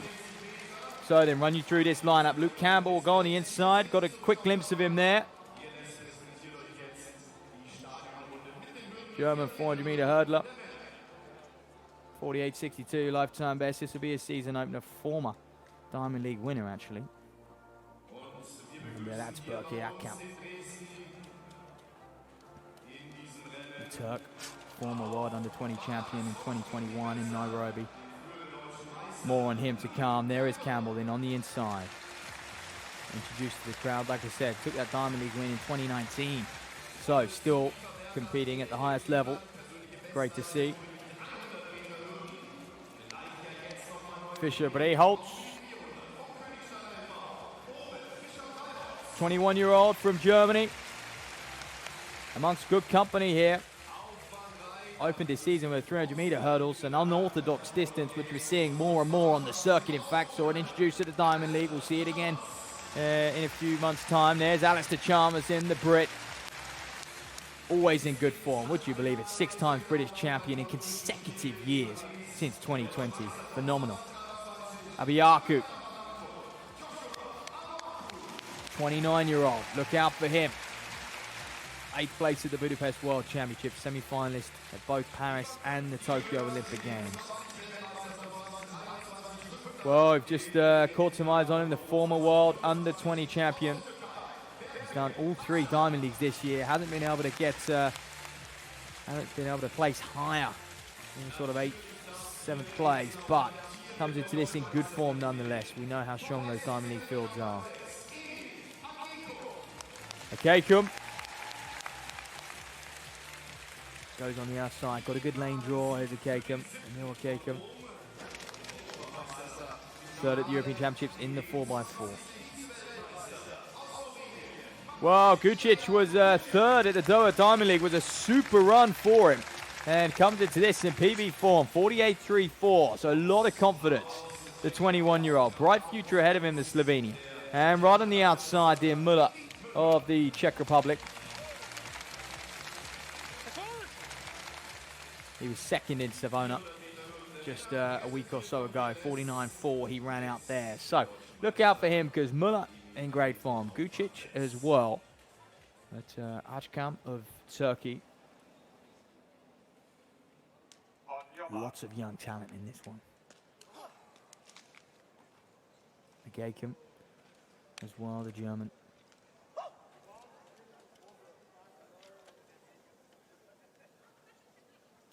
So, Müller, Gucic, Agakim, Ajkam, Abiyaku, Chalmers, Fischer-Holtz, and Campbell.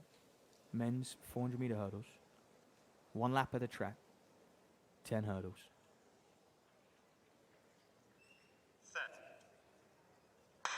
So away they go, then good start from all. Chalmers a little bit sluggish out his blocks. He'll get into his running as the event goes on.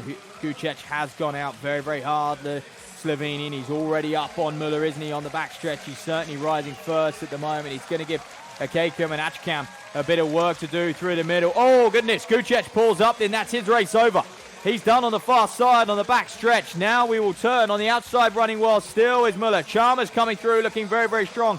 The 6 times British champion. Smashes through that hurdle, tying up already. Abiyaku on the inside of him. Chalmers again clattering another flight. Still leads though, does Chalmers. It's a little bit messy, but it's working for him at the moment down the home straight. Over the last one, and he's going to be challenged. Look at this, Akakum coming through for the win. On home soil, the German. Fantastic work from him, timed it well. And it's so often it's about that last 30 or 40 meters. What can you do over those last 2 flights?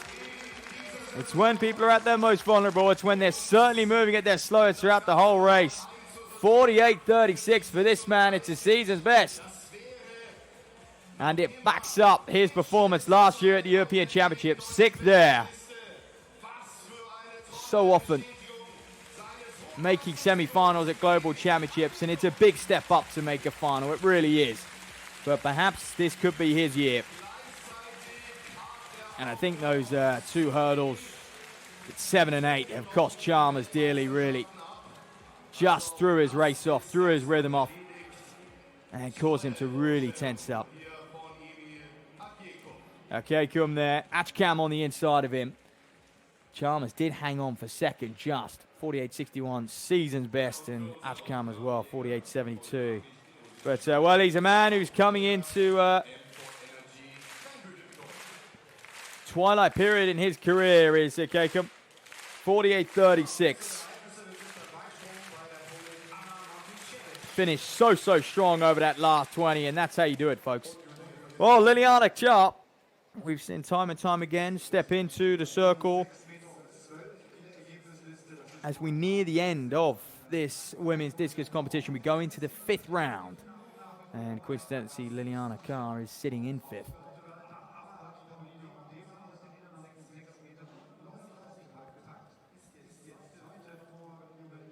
Her best throw coming in round 2. This looks better, though. Good flight to it as well. Good bit of speed. That's much better. Liliana Kar will be happy with that one for the first time. We've seen a good smile come from her. And she pieced it all together. Well, we saw her throw well over 65 meters in the 3rd. It was a foul, in fact, but that one is clean and legal. And Liliana Kar bumps her way up into 3rd place, 64.62. Less than a meter shy of Van Klinken in 2nd now. All to throw for in the 6th.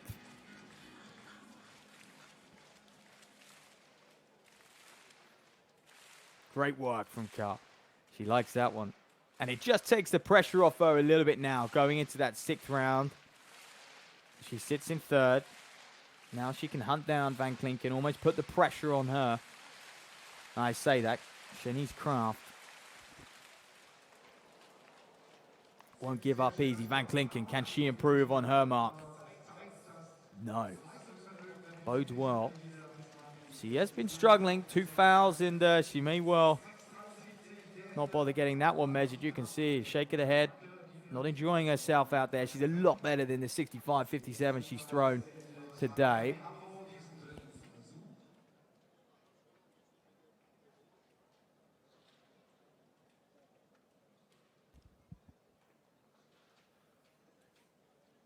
As we can see that replay from Dutch athlete Van Klinken, sits in second in this women's discus competition.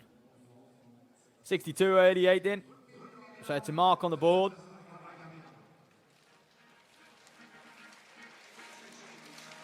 Well, Valerie Alman, the crowd have been spoiled, haven't they? Witnessing herself, Ogenle in the shot put, Chase Jackson actually winning that shot put competition, but Matt Denny won the men's discus earlier on in the day. And now Valerie Alman, they have been spoiled. Some fantastic discus competitions. All right, Alman to throw in the fifth. Wow, this one looks good. Good bit of height to it. Can it stay up there?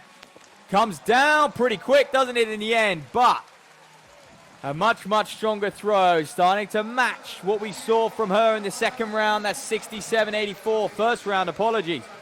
Came out all guns blazing. Little dip in the third and fourth, now picking herself back up, ready for a big finale.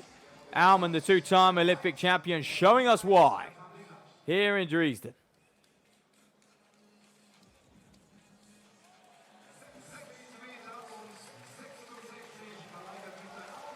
Very pleased with it, so she should be. That world record, by the way, by a German. Rinske, 76.80 back in 1988. And it is a mark, you know, you consider how dominant Alman is, and Alman's lifetime best of 73.52, still a long way shy of that world record. But Alman is the closest many have come in recent years. So Hondima then on the runway into the fourth round. Ooh, looks like a foul to me.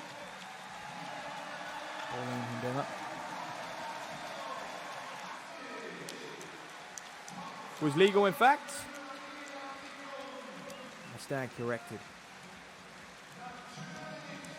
And might just challenge her 6:39 third round jump. Well, there you are. There it is. 6:39. It was indeed the third round. Talking of round three, what could Malika Mahambo do?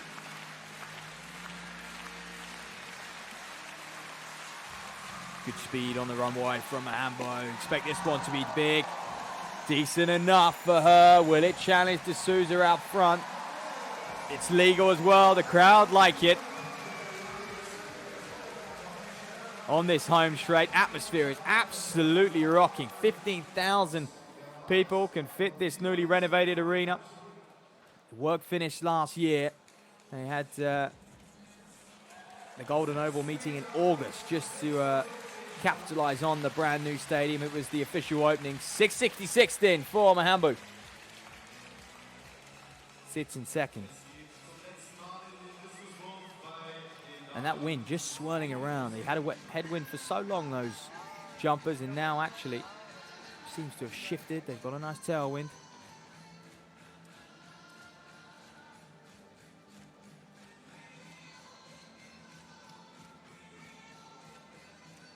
Well, conditions near perfect. There's a former world champion, Caballero, walking into the circle here. 2015 world champion. Then along comes Valerie Alman, dominates for the next period. But yeah, Caballero worth a lot more than what she's throwing at the moment. Can she just get up into the 62, 63s? That will really put her up the leaderboard. And not quite. Technique's there, but unfortunately hasn't quite got the distance for Caballero. So much of the same for her during her phases of throws as we step into the sixth round.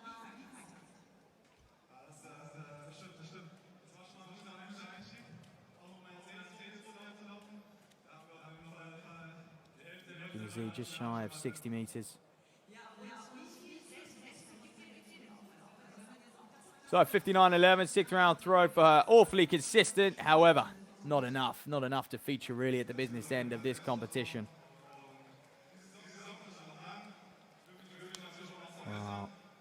Monika Steinacker, German champion. Olympic finalist in 2024.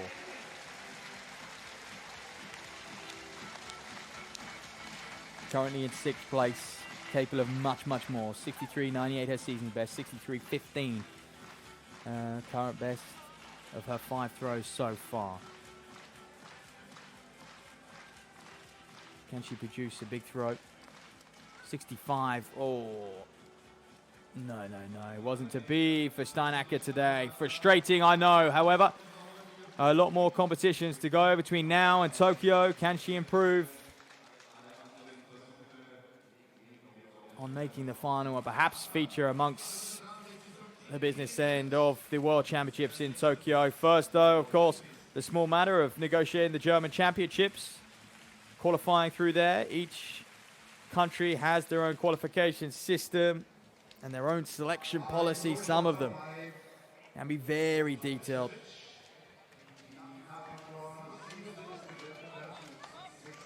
Various marks and phases to the selection policies these days. Points, what you have to hit. Well, Christine Pudenstein, 64.01 in round 4. That's been her best so far. Okay, 6th and final throw. What can she do? This looks good. It's relatively flat, not too much height to it. That's better. Well, will it challenge 64 meters? Shanice Kraft, her teammate also from Germany, 64.07 in round 5. And will it be beyond that?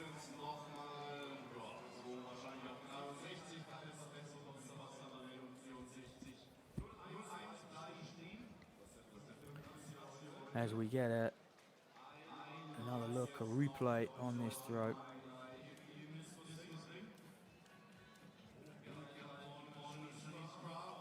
You can see it drops very, very quickly, and that is because of that tailwind the Discus has behind it. 62.82 then, so not as far as it looked for Pudence there.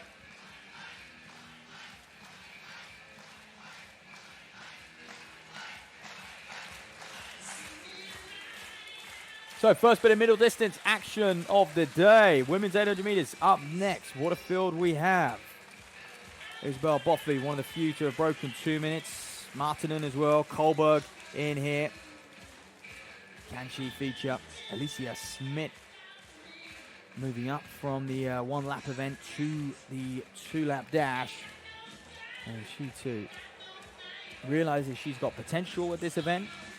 However, yet to prove it really on a world-class level. So we'll take a look at this field. A lot of these athletes have already got their season underway.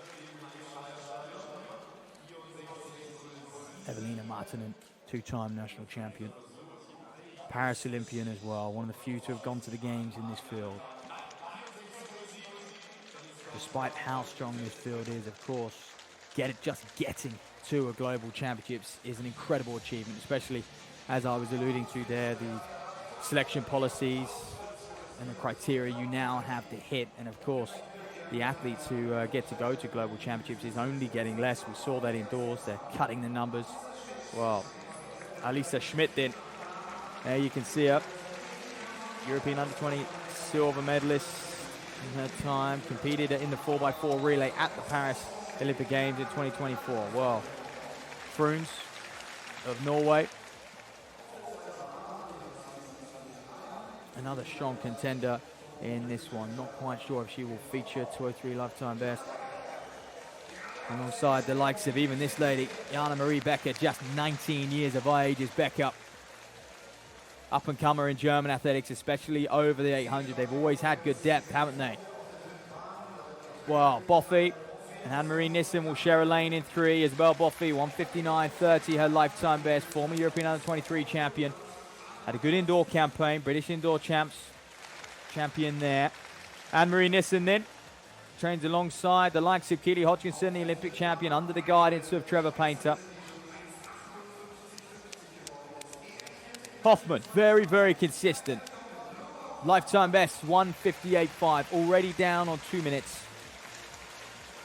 3-time national champion and multiple top 8 finishes at the European Championships as well.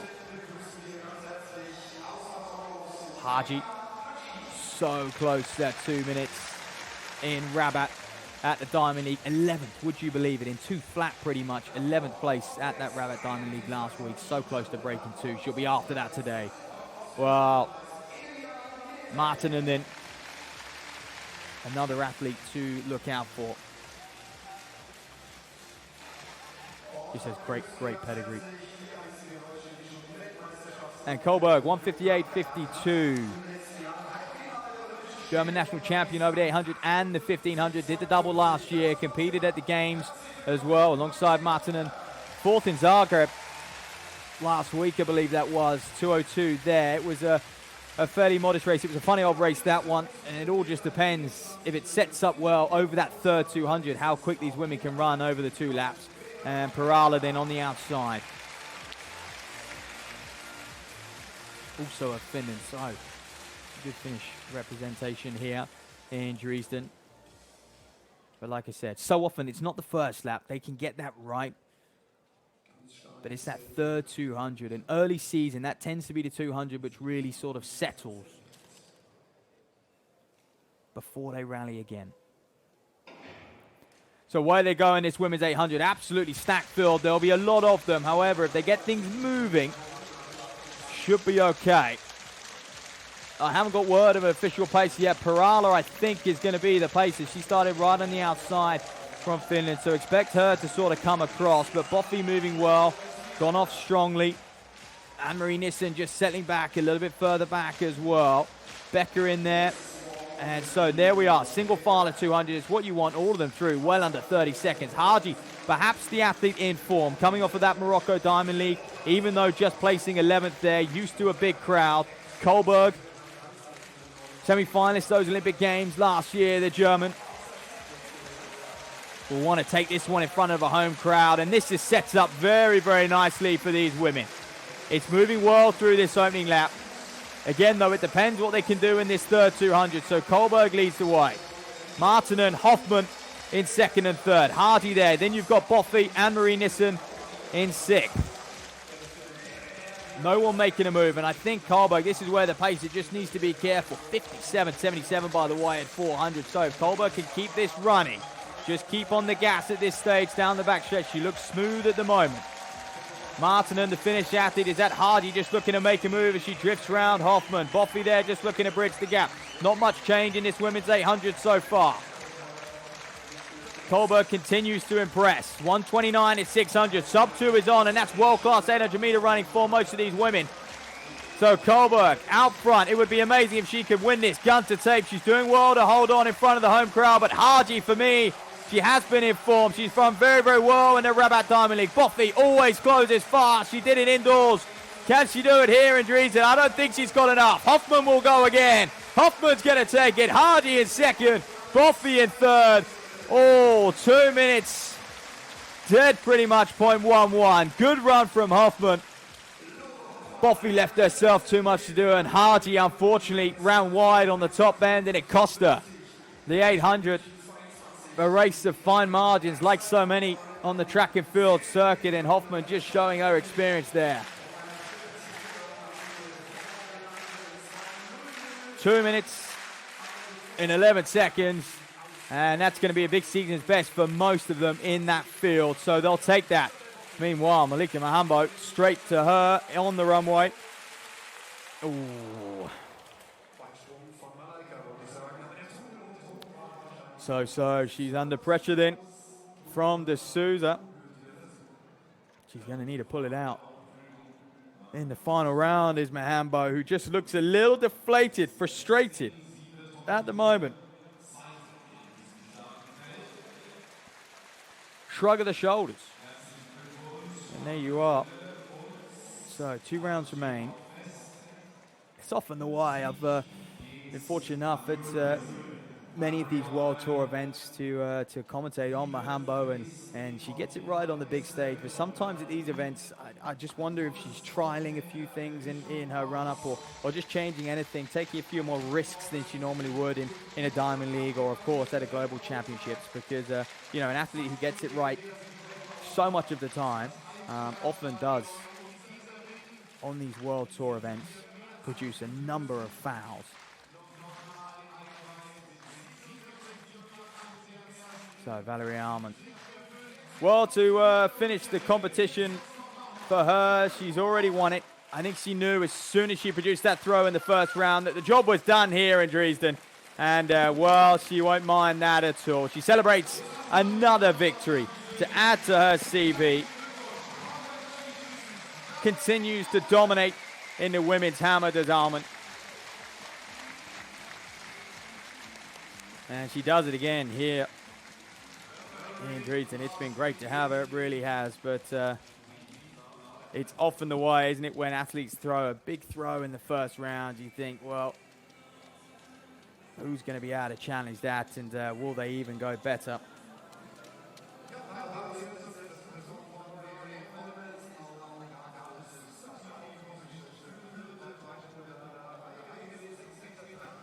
Shakes hand of the officials, of course, responsible for a fantastic meeting.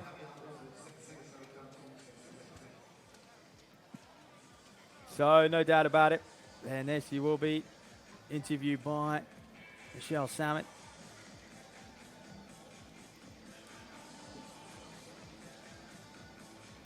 A key player in the sport of track and field and at World Athletics. You just see the focus. Often an honor, and I'm sure many in the crowd will be thinking the same. An honor to see someone at the top of their game and get the job done. But what a meeting, and what a track here in Dresden. It really is lovely little stadium. And you know, you look at meets like this and you think, well, you know, how long before this becomes a gold label tour? You look at the talent they've got.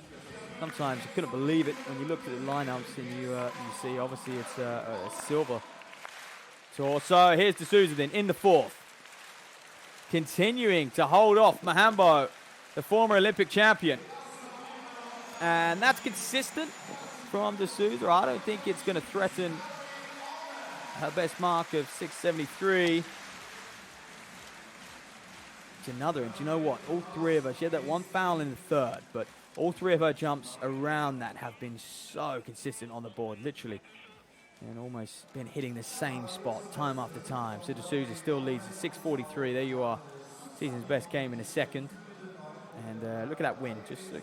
Oh, it's headwind for a jump. And even though it might not look like much, just 0.4 meters per second, that sort of thing, you can adjust their run up, you know, just how they hit the board. As we look, coming off that top bend in the women's 800, it was Kohlberg who led at this stage. Hardy did a lot of work just at the wrong time for me. You need to be patient on that top bend. Look at Boffy, how far back she comes from. And but it was Hoffman with a great close. Hardy, to be fair to her, stuck at her task as well. And Boffy just leaving herself too much to do. But a season's best all round for a lot of those athletes. Bring you the full results. Boffy 2 flat, 64, season best for her. Haji just missing out on her season's best of literally what was the winning time. Laura Hoffman, 2 minutes in .11 there. And Kohlberg, 2 minutes 95. Becker's PB for Becker in 1:41. Wow, Mathieu Schritz.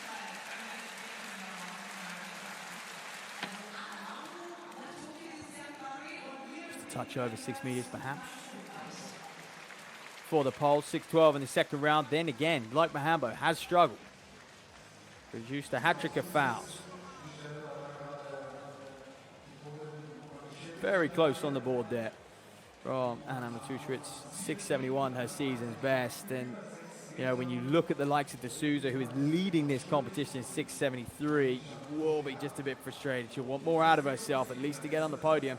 Opportunity here to potentially scout a former Olympic champion in Mahambo, multiple world champion and European champion. He really has dominated the European long jump scene, that's for sure. Well, Angelica Berriot then next to jump. She is on the runway. She's an athlete who unfortunately has had a very, very strong headwind on multiple of her jumps. So that wind just swirling in the stadium. So Berriot has been up against it a little bit, hoping for better conditions now. Seems to have calmed down.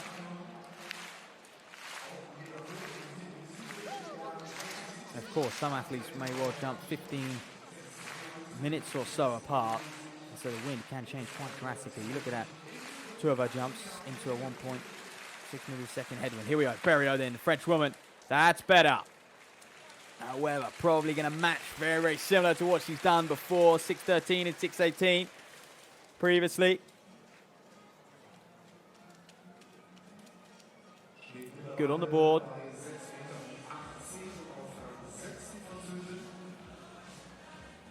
No question about that. 6:65.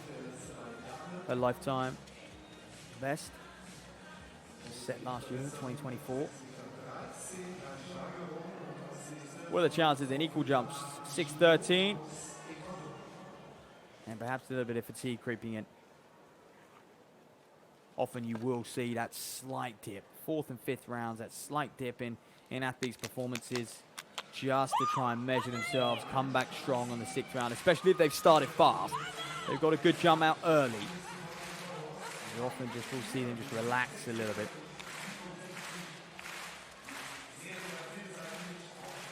Juliana Angulo then of Ecuador. 6:22 in round 1. Echoing what I was just saying about, shy of 6 meters. Go on, Angulo. 3-time South American Championships bronze medalist, it's worth adding. Absolutely stacked. Was an Olympian back in 2020. 2021, shall I say, in Tokyo.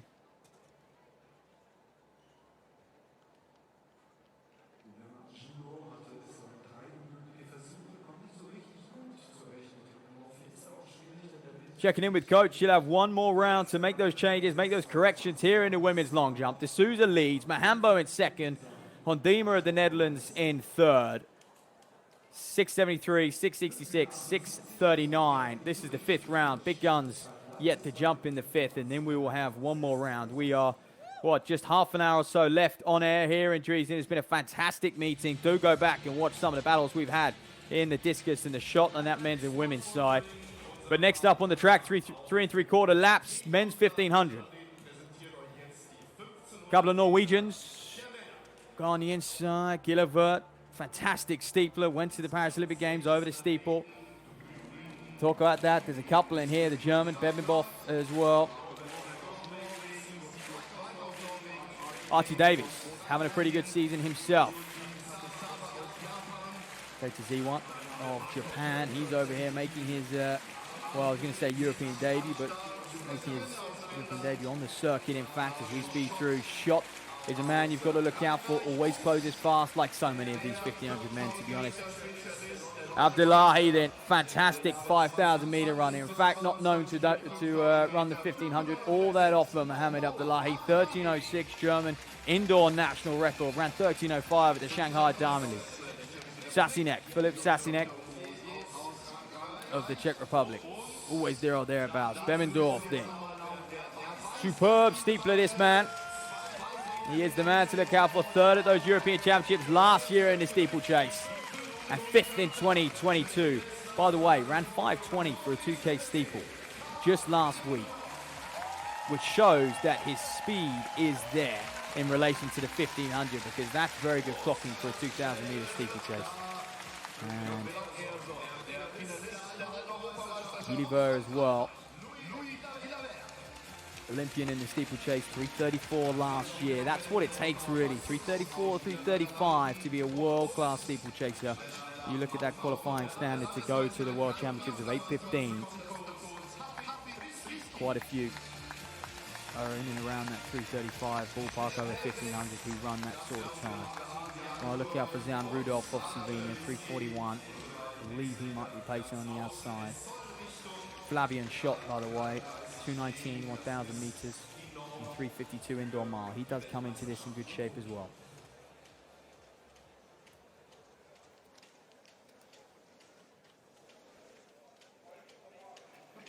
Men's 1500 meters. Clean start, they all get off the line pretty hard indeed. They want to tuck in behind that pacemaker, Zan Rudolph and Adam Schawinski are on the outside. They'll do the work for us.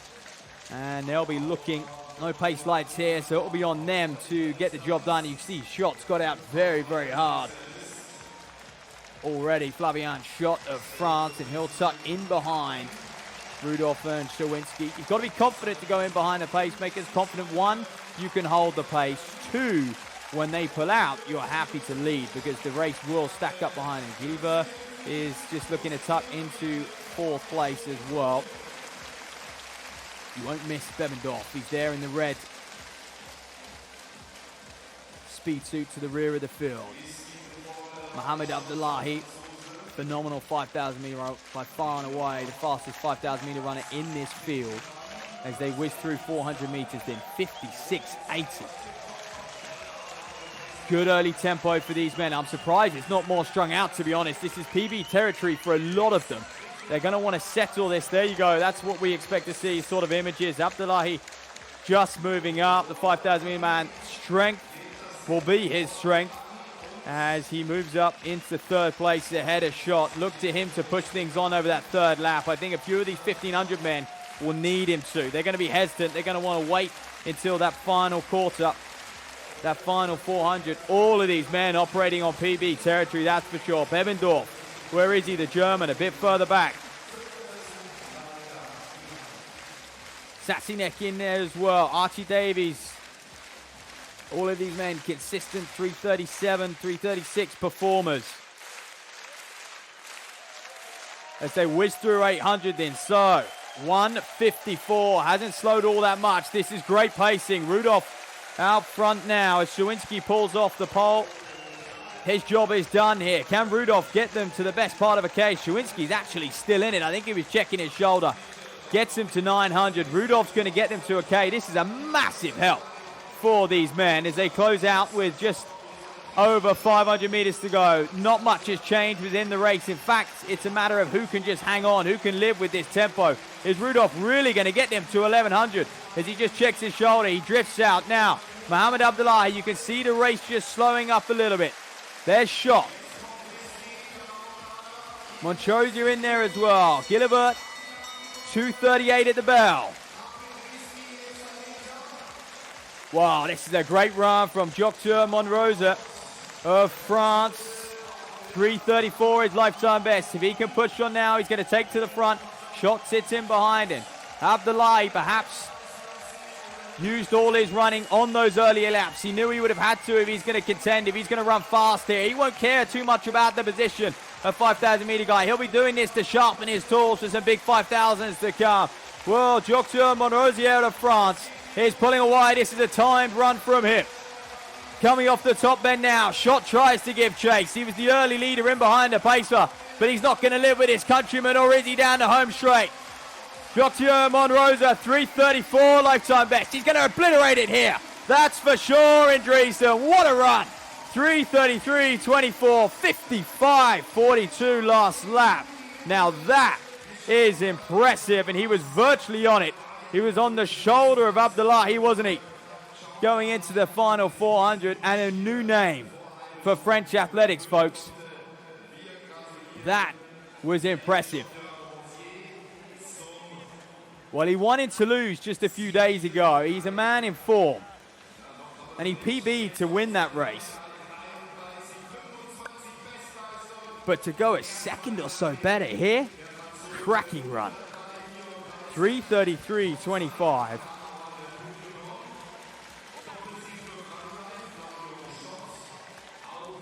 $56.8, $57.3, $57.9, $55.42, and that's quite frankly world-class finishing speed.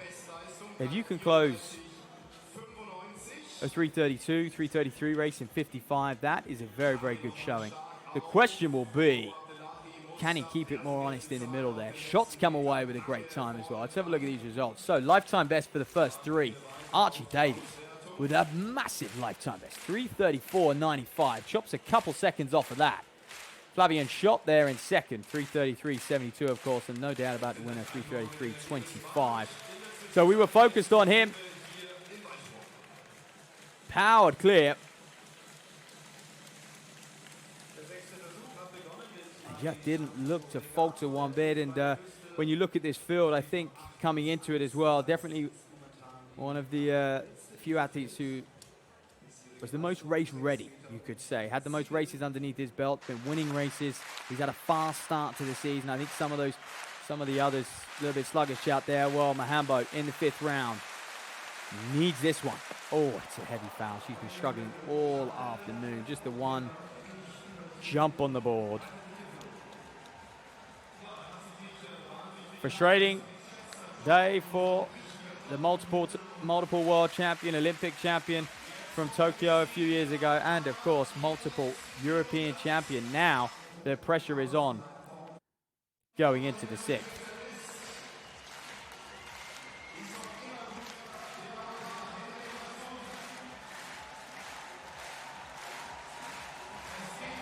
D'Souza to go after her. Garte D'Souza.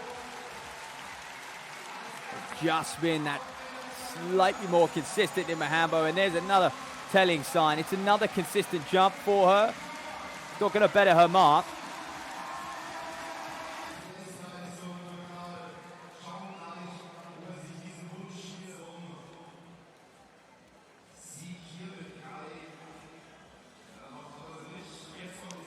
.640. So very, very consistent from D'Souza, and that counts time after time. It's where you want to be.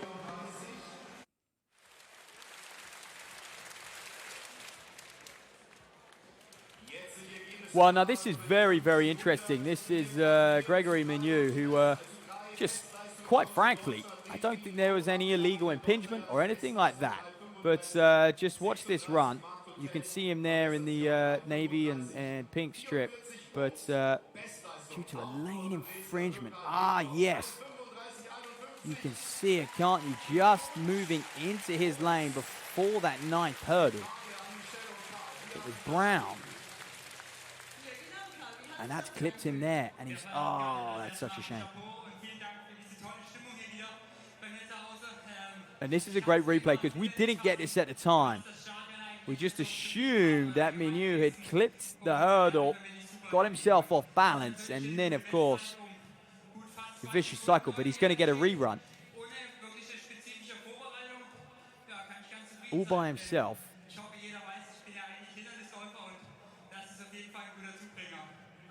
And that's interesting. You don't often see this at meets. Athletes get the opportunity to have a rerun.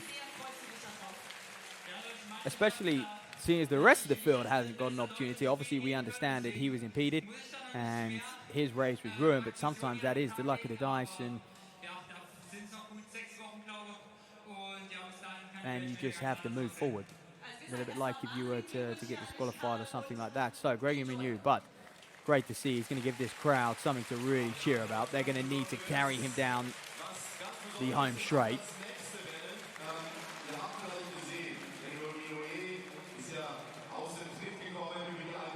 Being introduced to the crowd for the 2nd time then. And you know what? He won here last week, and he's going to win in this one, isn't he?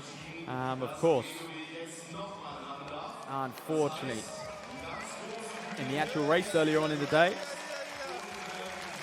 being impeded, Brown fading into his lane a little bit, causing him to clip the barriers, and actually it could have been quite nasty. He could have come away with an injury, but he's healthy and he wants to go again, which is great.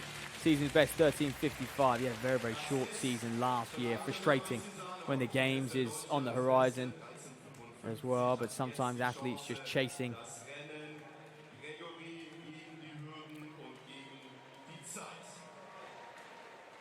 So although it is just Menu in this one, you can see hurdles in the lanes to the left and right of him. And that is just to replicate, of course, the lane he was in the race. He wasn't on an outer lane.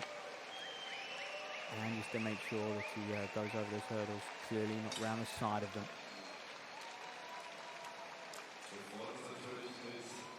So then it's going to be Menu against the clock.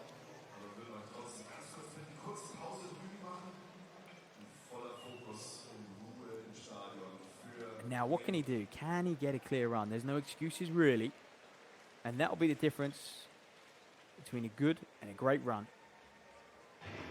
So away he goes.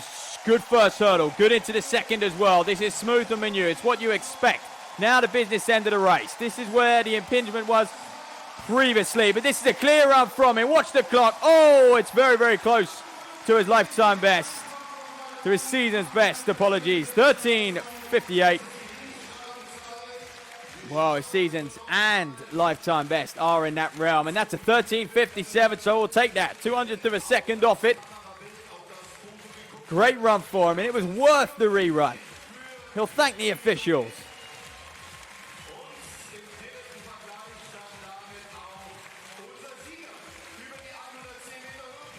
Absolutely locked in, isn't he? Doesn't get better than that. He nailed every single hurdle, and it shows you, and I'm sure many 110 hurdlers and 100-meter hurdlers would agree, that when you haven't got anyone to left and right, you can just focus on your stride pattern, your own rhythm. It's when you've got those people on the outside of you, that's where the racing instinct steps in. Can you stay composed?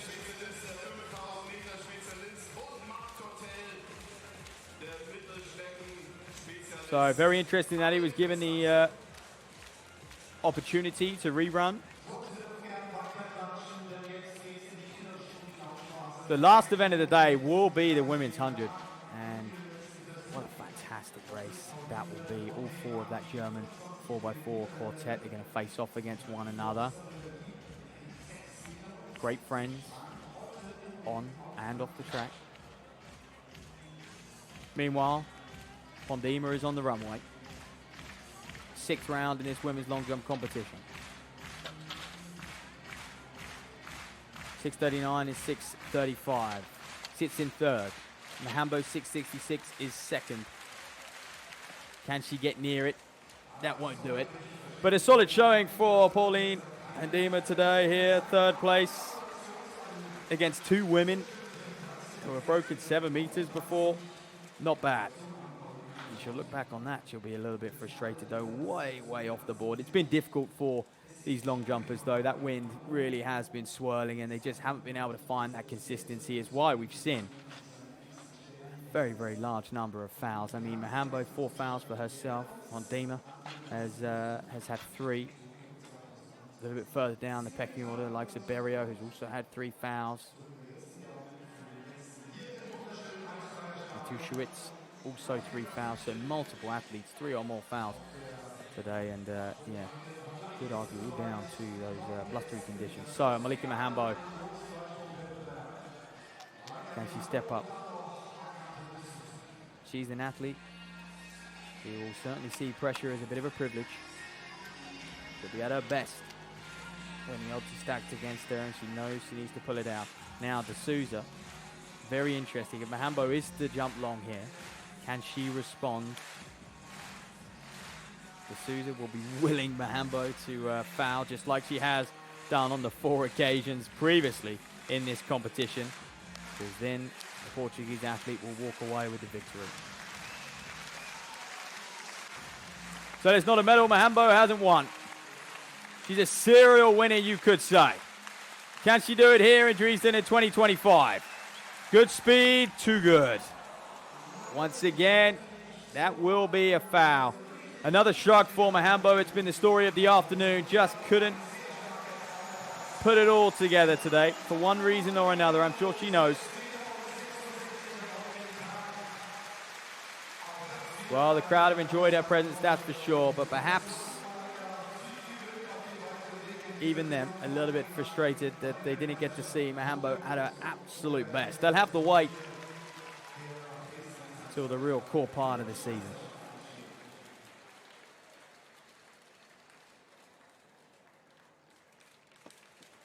So the Nagade, D'Souza, I said before, she'll be longing for a Mahambo foul. It's what she got. Competition is hers. This, much more of a novelty now.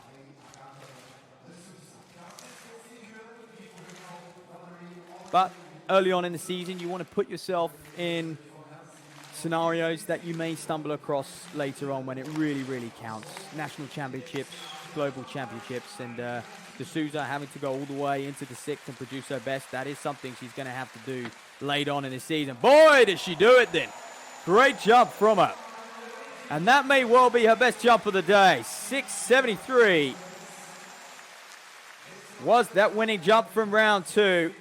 And I mentioned athletes need to practice producing their best efforts across all 6 jumps late on into competition, even if they've got it won. And D'Souza has done exactly that. 6.59, but into a 1.1 meter per second headwind. Not bad.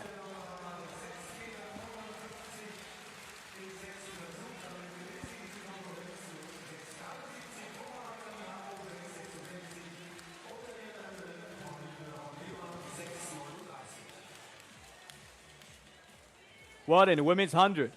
Final event of the day. We turn our attention to one of the best German quartets we've ever seen. Maya, Burkhardt, Hassi. Here we go then. Well, Kunze will go on the inside. Cora Kunze, season best of 12.05. This is a great opportunity to go well below that, and she'll know it on the inside. Well, Lorraine Bazzalo, second last week in Savona. 11.30, national record holder in the 100 and the 200, the Olympian from Portugal. Would have just seen her teammate win the long jump.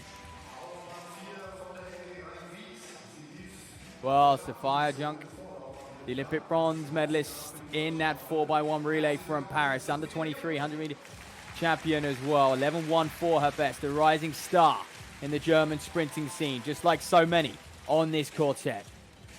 So, Junk will go in 4. Rebecca Hasse will go in 5. Also a bronze medalist from the Paris Olympic Games in the relay, multiple national titles, and perhaps the best sprinter in Germany right now. Very, very consistent. 11.07 last year, 10.94 her lifetime best. Alexandra Burkhardt is next. She too featured on that phenomenal 4x1 quartet. Very, very versatile. And an athlete who has Olympic experience in both athletics and bobsleigh. This is her season opener. So perhaps comes into this a little rusty compared to the others. And then Lisa Meyer, fourth and final member of that 4x1 relay team who got bronze. A very, very good starter. Also European Championship medalist. Well, Gloria Hooper then, can she upset the apple cart here today? There would be a few disappointed Germans walking home if Hooper was to take the win, that's for sure. The Italian, third in Savona last week, 11.35 there. PB dates back to 2019, 11.24. The 33-year-old. Right on the outside, Emma Van Kamp. Swiss youngster, just 21 years of age, 11.36. For her, it will be good to line up against Hooper because quite evenly matched the pair of them, and it's a nice battle for her to have someone to the left she can contend with if she wins it. But then she's going to be looking across to the likes of Maya, Burkhardt, Hasse, and Bazzalo. Also in there.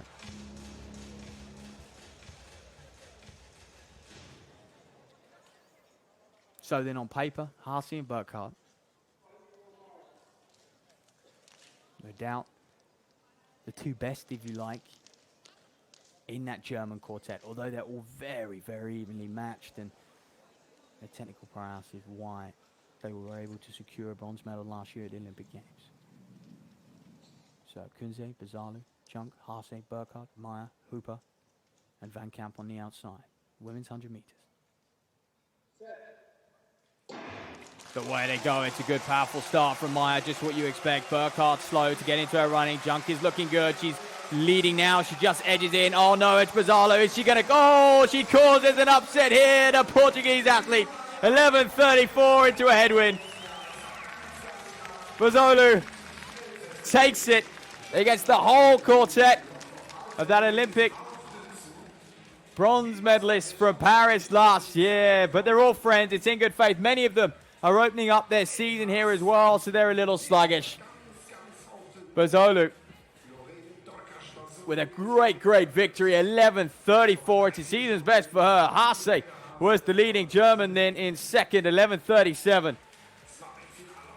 And we'll wait to see, still waiting on that photo finish to see who else came through from that quartet. Who's got the bragging rights for when they go to Tokyo. Perhaps who will go last leg in Tokyo. But look at this, got out in front and she just held it. Held it under pressure the whole way. I tell you what, if it's 110 meters, Junk, Haase, Burkhardt, they are all contending that one. But it's not, and there you are. I think the fact that they started a little slower than perhaps they would have liked. Their first 20, 30, 40 meters just couldn't get to grips with Bozzolo on the inside of them. I think that shows that they hadn't opened their season yet. It was so close. I mean, look at this for a German quartet when these results come through. Look at the three of them. Haase, Junk, and Meyer. How close can you be on the line? They've all run 11:37. It's come down to the thousandth of a second to separate them. Consistency does the job. That's for sure, especially in terms of relay racing.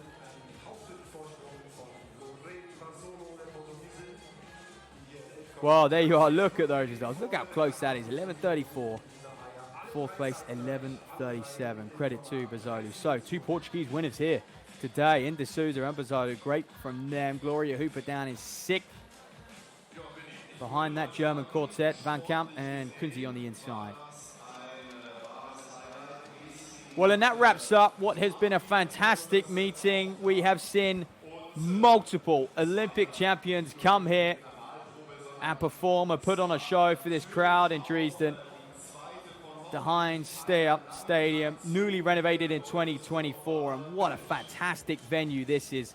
And look at some of the key moments as D'Souza celebrates what was a superb victory for her, 6:73, beating Mahambo, whose only jump of the day, 6:66. That's an omen for you. And Hendema there in third place. Valerie Alman won the discus. Matt Denny on the men's discus side. Chase Jackson, the women's shot. But earlier on in the day, we saw the stars come out. Peter Lysek with a strong showing from him. Didn't win, though. That went to Chris Nilsen. Sosner as well, the leading German. Led for so long. Denny in the fourth, just surpassing him. There's Nilsen's winning jump.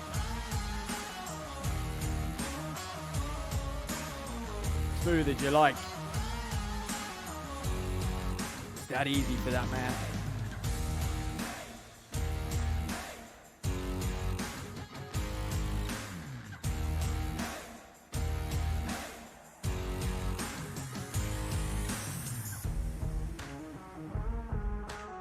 Raina Jones dominating the women's sprint hurdles.